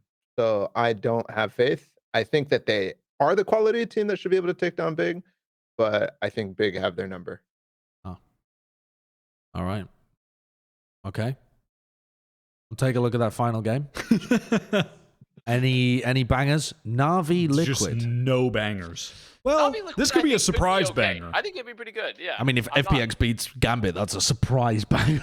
Well, for potentially all the wrong reasons. listen, if Na'Vi play Liquid on like Bind, let's say they play Bind and Haven for some reason as the two maps, somehow it goes that How way. does it go that way? How? I have no idea. But my point The is, Outbrand Fracture and we Na'Vi could ban. no. It could be Bind, Haven, Fracture, Ascent. It's Any not of a those BO5. maps. Like, I mean, no. I'm saying the two maps could be any of those 4. Okay. And Liquid are going to come in playing like 3 Initiators and 2 Sentinels, and Na'Vi could take it. I could see a world where Liquid lose this week because they do end up playing they're off the wacky backy for the other maps, and Na'Vi get a couple wins because they're running no Jett stuff on other maps. I still believe in Liquid. I think Liquid ran into a brick wall for Gambit. I'll also be predicting Liquid. That being said, I predict Liquid. Yeah, I don't think there's any slappers in that week, that group that week. Negative slappers. Any punts for Na'Vi, folks? No. No? I All was right, thinking well- like map wise, they might be able to like ban Breeze and then they'll have Icebox, and I think they could beat Liquid on Icebox, but I think it'd be a good series, though. I do like how Na'Vi look, but I think Liquid are probably just the better team still. So Yeah, I think it could still be a fun game. Yeah. There's a lot of firepower there that will be really fun to watch. we'll I enjoy definitely see watching some new JD. maps for Liquid, which is nice. Yeah, that is good. All right, so moving on to the other group. The other group is actually much more even in terms of a lot of the fighting for the middle of the pack. So taking a look, we've got Guild Ascend. I mean, that is a banger. That's a banger. Those are the 2 best teams of that group, and they're going to be playing against each other. I'm going for Guild. You're going for Guild? Deliver me, Guild. Ooh. Deliver me. surely Guild will ban Bind, right? They have to. They Surely. literally have to. I believe that Guild have the requisite intelligence level to ban Bind and win on the other maps. So they ban Bind. Ascend ban what? Ascend or Fracture? I mean, we have no Split. idea who's any good at Fracture. I mean, Ascend Split has looked really good. I don't know, dude. I think Ascend have still got this. I think Guild are right there at second best, but I'm not. Yep. I mean, they're the I think champions. Ascend, a little, I don't know, Sugma Balls. And then they're little, it's just a group stage, guys. We're going to make it through. And then Guild come back safe as pissed about his performance in the last game. I could see Guild winning on Haven, for sure. I could see Guild winning on Ascent. Yeah, I just it's don't think Ascend are going to let them get the map pool in that direction. Maybe this match could come down to Fracture. If the map pool ends up being something like Split, Haven, Fracture, I could see that. There's no Ascend's bans Haven. It's not going to go on Haven. You think Ascend just bans Haven immediately? Probably going to Breeze. It's not gonna Haven. It's that. Yeah, the with Haven Breeze. has been pretty bad, but And when they go on Breeze, dude, Breeze Rust Breeze is good playground. for Guild. He's going to be Breeze- running around clapping on Sky. Breeze would be so good to watch both of these and teams. it's probably actually. going to happen. They're probably going to play it. Yeah. I really do think that Guild are going to win this map. I think that the roster right now is sick. I like the way that they're playing as an overall entity. And I think that Ascend's, if Ascend's game was unconvincing and they were just kind of taking it easy, I think this is a good opportunity for a team like Guild that are poised to be a legit tier 1 top of EU team to get a nice win under their belt. I've just been impressed with Guild every game I've and we watched. want the David Beckham sponsorship, so yeah. Yep. Yeah. Also, we David, we a need footy sponsors. sponsorship. If this map pool was Split, Breeze, Fracture, who wins? Guild. Guild what? Win 2-0? Or are you relying on the 3-0? I'm still punting for Ascend. I still feel Same. like Ascend has it. Their map pool's still really good. Like, they have a map that literally must be removed from the pool. They look solid. Like, I don't know. I don't think it wouldn't be unreasonable for Guild to win this, but I still believe in Ascend. So Yeah. You're on the same page. That's fine. It's going to be a fine. banger, though. Banger either way. Must tune in. Must watch. What's the next game, then, of that day? Or not that day. It's the day BBL after. Fnatic. BBL Fnatic. I snooze. Yeah. Fnatic. Yeah. Also, I mean, once again, the topic will be Fnatic get a reasonable. I can predict it right now. I can predict next week's show, not just this match, because next week's show, the topic will say Fnatic get a reasonable win over PBL Esports. That will be the topic next week. Yeah, very possibly. Yeah. All right. What's the final game then of that group? It is G2 SMB. Now here's where the upset potential comes in. Who's the upset? SMB. I don't even know who would be I don't know. considered the That's a good- underdog here. I mean, I would just question. listen. Thunderpick is telling me it's SMB. I think SMB might even be favored here. G2 looked sloppy duppy. Sloppy. Sloppy Duffy. Sloppy This Duffy. guy. Man, this is. They were all over the place. They've got good player quality, but G2 looked Yeah. really all over the shop. No, you're right. The thing is, though, does this match end up mattering? Because the only world in which this really ends up mattering is if SMB are able to take down G2 and then probably take down like a Fnatic and sneak into the third spot. I guess some of my questions would be answered during this match of whether I think SMB are capable of doing it, but my gut feeling is that they're probably not at this point. Odds on they are not favorites to be able to take that third spot. So it seems incredibly early at week 2 to be saying game doesn't matter, they can't get the third spot anyway. Obviously that's stupid, but Reasonable, based take even. But I don't see them. I just don't see that potential within SMB. So you're going G2. No, I think SMB will win this game. I'm okay. saying, does it matter in the grand picture? Right, We're a right, speck right, in the right. universe. We are simply dust floating through the cosmos. In that regard, it absolutely doesn't matter what happens in this group stage EMEA stage 1 qualifier game. I mean, it barely matters in the scope of the year. As a matter of fact, we're not going to remember that this match happened in about probably not. 2 months. Probably not. So that being said, I'll go with SMB. Because it doesn't matter if I'm wrong or right. No one will remember because it's an entirely irrelevant This match. feels cursed. Something's gonna happen. Something's gonna happen. Like, maybe not even related to Valorant. Like, aliens are gonna show up or something. Like, something's gonna go on. Like, and we're gonna be like, we're never gonna remember this match. It's the most memorable match of all time. Yeah, this Somehow. this feels extremely cursed. I'm already feeling a negative juju in the air. Yeah. Balla, who takes this? Connor, who takes this? I'm just going G2 because I don't know. I don't believe in either of these teams that much, and Same. but I believe in SMB less. So Okay. Oh. I believe in G2 less, but I still pick G2. I don't know. That doesn't make sense, make any Balla. That doesn't make any Doesn't make any sense. sense. I don't believe in either of That them. makes less sense. I have no belief in either of I mean, these we things. have only seen one map, essentially, from SMB. The only 'cause they thing I got believe is that I flattened. just don't want to watch that game. That's the only thing I know for a fact. But Well, we're gonna force you to. Will I? We're gonna make you yeah, be the I'll guy watch who that. gets Now, the I mean, now clips. we've hyped this game up so much. It's gonna be the most memorable of the year. It's going to be the main topic next week. It's going to be the top fucking. It's going to be the title. Everything. Sugma Balls 2. Electric Boogaloo.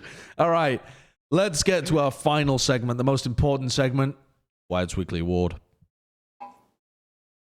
Dinner's almost ready, but right now, it's time for Wyatt's Weekly Award. I love a good chip. That smells good. And you know who's getting it this week? Who? MC again. It's Redgar. Redgar's getting it this week, and it's not for the good gameplay in this server. It's because he's just so he gets the Wyatt's Weekly Friendly Award. He gets the Friendly Award this week because he let Brave come to his house and play Valorant on his PC. Mom said it's Brave's turn with the Valorant, and Redgar obliged and let Brave come over to his house and play his match on Redgar's setup. That's very kind. For Fnatic when they were done with the Gambit game. Brave drove right over and let a good vertical video, but it is it's pretty wholesome. You should call I it like the that. Wyatt's Wide People Happy Award. This is definitely the first Wyatt's Wide People Happy Award. There we go. Look at him, he's all excited after. It's pretty wholesome. I'm not gonna lie. Redgar Redgar, what are you doing being so nice? Redgar is incredibly nice. He came to Champions with like all different types of sweets and gifts Sweets for and everybody, cookies. and Like cookies. a and all sorts. Santa-esque figure in the scene. Yeah. What a guy. I'm just thinking in my head though. Russia's pretty big, isn't it? I mean, Yes. Where do you think that's Brave factually is? correct? just in the Far East mountainous terrain. I didn't know Siberia? where they lived at all, but in my head, I'm thinking Brave had to do a hike from Kamchatka in order to make his way over to where but also Redgar's it's Too living. much bald and Probably bankrupt. likely they live in an urban area if they're playing esports. Yeah, I suppose that is quite They're likely. probably in population centers and not hunting grizzlies to survive. Yeah, that's fair. Yeah, I don't know, for some reason I was surprised that they just happened to be living near enough to each other. Yeah, I don't know nice, why though. I was surprised about that, I like it. because I'm a pleb. Because I just think about it as a vast expanse, Russia. Okay, that does it for this. That does it for this week. Episode 79. It's wrapped. It's in the Well, books. No, it's up. That's not. End it. Stop End it. the episode. Stop it. Subscribe to our YouTube channel. We'll have more of these coming out at you as the weeks progress. Bye-bye.